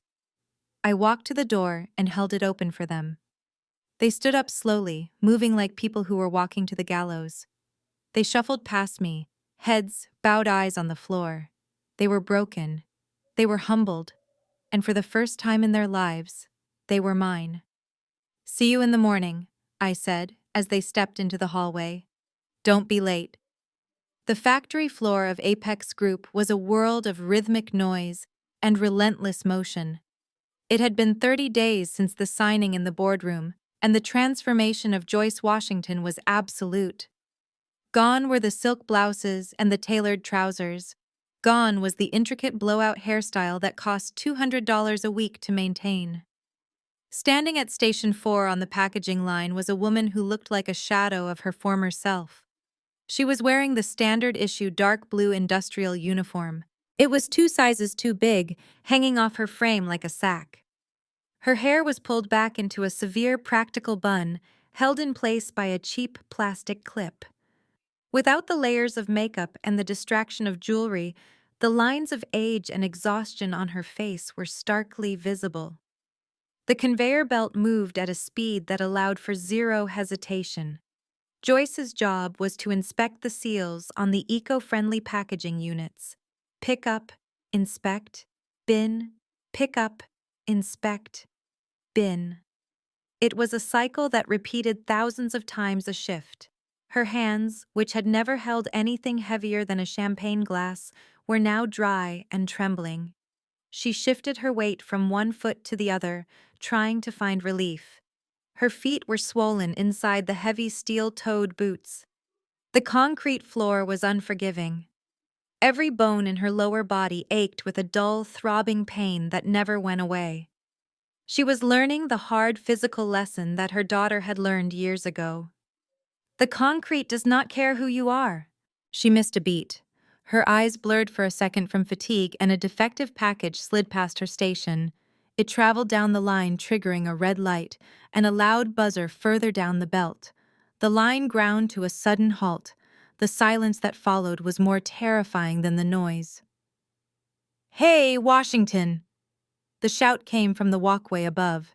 It was the shift foreman, a burly man named Martinez, who had zero patience for incompetence. He stomped down the metal stairs and marched right up to her station. He did not care that she used to be a socialite. To him, she was just a bottleneck in his production quota. "You are sleeping on your feet again," he barked, leaning into her personal space. "That is the 3rd unit you missed this hour. Do you think we pay you to daydream? You are holding up the entire line. Look at the board. We are down 2% on efficiency because of you. The old Joyce would have gasped. She would have demanded to speak to a manager. She would have threatened to have him fired for his tone, but that Joyce was dead. The woman standing on the line simply shrank into her collar. She kept her eyes on her boots, terrified to make eye contact. She knew that one more strike meant termination, and termination meant the shelter. "I am sorry, Mr. Martinez," she whispered, her voice cracking. "It won't happen again, I promise. It better not happen again, or you can punch out for good," Martinez snapped. "Get it moving." He hit the restart button. The buzzer sounded, and the belt roared back to life. Joyce immediately reached for the next package, her fingers moving with a desperate, frantic energy. She did not look up. She did not complain. She just worked, letting the machine dictate her life, completely crushed by the reality she had once mocked. The studio apartment was located above a 24-hour laundromat in a neighborhood Tasha used to make fun of. The air inside was thick with the smell of detergent and stale takeout. There were no walk-in closets here. There were no vanity mirrors with professional lighting. There was only a stained beige carpet and a mattress on the floor that she had bought secondhand. The silence in the room was deafening because for the first time in years, Tasha was completely alone. Hunter was gone. The power couple image they had carefully curated on Instagram had disintegrated the moment the money ran out. When the luxury lease was repossessed and the bank accounts were locked down by Nia's accountants, the love turned into venom. They screamed at each other until their throats were raw, blaming one another for the downfall. Hunter had packed a duffel bag 2 weeks ago and left to crash on a friend's couch, leaving Tasha to face the squalor alone. She realized then that she had never actually been married to a man. She had been married to a lifestyle, and without it they were strangers. Tasha sat cross-legged on the floor, surrounded by a chaotic pile of clothes. She was not packing for a vacation. She was frantically taking photos of her old wardrobe to sell online. She was haggling with strangers on the internet over the price of a used Gucci belt. A woman in Ohio was offering her $50 for a scarf that had cost $400. Tasha typed a reply, her fingers trembling. Deal. She needed the cash for groceries. She needed the cash to keep the lights on. The humiliation burned in her chest like heartburn. She was a Washington. She was supposed to be royalty. Now she was a digital peddler selling off the scraps of her former life just to survive. She pushed a pile of clothes aside, and her hand brushed against a magazine she had bought earlier that day. It was an impulse buy, a small luxury she could not afford, but she had needed to see something beautiful. It was the latest issue of Forbes. She stared at the cover and felt her breath hitch in her throat. Staring back at her from the glossy front page was Nia. Her sister looked magnificent.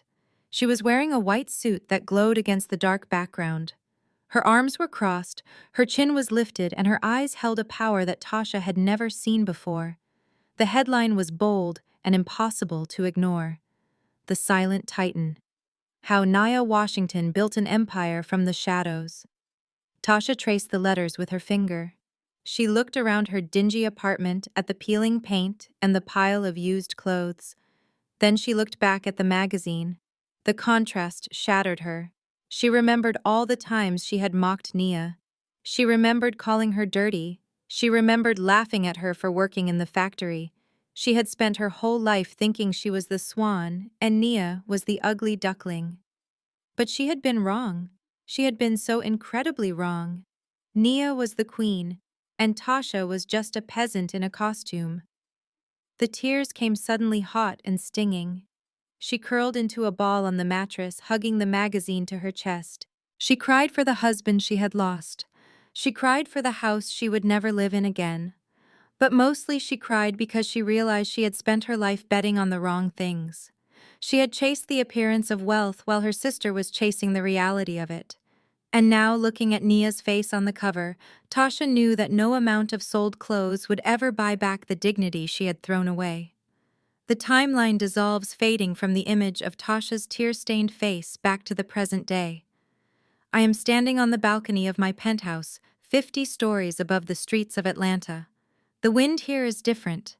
It does not smell of exhaust or machinery. It smells of crisp night air and absolute silence. Below me, the city is a sprawling grid of golden lights, looking remarkably like the circuit boards that run my factories. It is a complex living system, and for the first time in the history of my family, I am the one controlling the switch. I swirl the dark red wine in my crystal glass, watching the liquid catch the reflection of the moon. I know what people say about me. The whispers in the industry, the rumors in the society pages. They call me ruthless. They say I am the ice queen who enslaved her own family. They look at my mother punching a time clock and my brother-in-law sitting in a cubicle, and they think I am a monster who exacted a cruel biblical revenge. But they are wrong. If I wanted revenge, I would have left them alone. I would have let the bank take the house. I would have let the federal agents take Hunter. I would have let Tasha starve in that studio apartment. Abandonment would have been the easy choice. It would have been the passive choice. But I have never been passive. I am an engineer at heart. When I see a broken machine, I do not throw it away. I strip it down to its parts, I grind away the rust, and I rebuild it until it functions. My family was a broken machine. They were rusted shut with entitlement and lubricated with delusion. They believed that the world owed them a living simply because they existed. They believed that money was magic appearing from thin air to grant their wishes. They did not understand the fundamental law of physics and finance, that energy cannot be created or destroyed, only transferred. Money is just stored energy. It is stored labor. I did not punish them. I gave them the greatest gift anyone could offer. I gave them reality. I raise my free hand, holding it up against the backdrop of the skyline. I turn it over, studying the palm. These hands are manicured now. The skin is soft, scented with lavender lotion. The nails are painted a deep, flawless burgundy. But I remember what lies beneath. I remember the grease that used to settle into the lifelines so deep that no amount of scrubbing could remove it. I remember the calluses that felt like leather. I remember the vibrations of the conveyor belt traveling up my arms until my bones hummed. These hands built an empire. They know the weight of a wrench. They know the heat of a motor. They understand that the skyscraper stands tall only because the foundation is buried in the dirt. Now my family understands it too. Tonight, my mother is soaking her feet in Epsom salts, exhausted from an 8-hour shift. Her back aches, her legs throb. But when she pays me her rent on the first of the month, she does it with money she earned. It is a small amount, but it is real. For the first time in 60 years, she is not a parasite. She is a participant. Hunter is tired, his ego bruised and battered by the daily grind of reporting to a boss he used to look down on. But he is sleeping soundly because he is no longer lying to investors. Tasha is learning the value of $1 because she has to trade minutes of her life to get it. I did not break them. I woke them up. I stripped away the illusion of their superiority and forced them to live in the world they used to mock. I taught them that dignity is not found in a designer label or a country club membership. Dignity is found in the ability to stand on your own 2 feet and say, I made this. I look down at the city one last time. The Apex Group logo glows neon blue in the distance, a beacon over the industrial district. It is my mark on the world. I lower my hand and bring the wine glass to my lips. The vintage is exquisite, tasting of dark fruit and victory. They used to say I was the help. They used to say I was invisible. Now every time they punch that clock, every time they cash that check, they see me. I am not just their boss. I am their lesson. And class is in session forever. I take a slow, deliberate sip. The city lights seem to blur as the screen begins to fade to black, leaving only the sound of the wind and the final unspoken truth. I won. The saga of the Washington family teaches us a brutal but necessary truth. True power is built on the bedrock of labor, not the shifting sands of status. While arrogance and entitlement may shine brightly for a moment, they eventually collapse under the weight of reality. Nia proves that dirty hands are not a mark of shame, but a badge of honor. We learn that dignity cannot be bought with debt. It must be earned through grit, competence, and the quiet discipline of building something real. In the end, the only currency that matters is what you can create. Drop A in the comments if you are building your own empire today and subscribe for more stories of justice,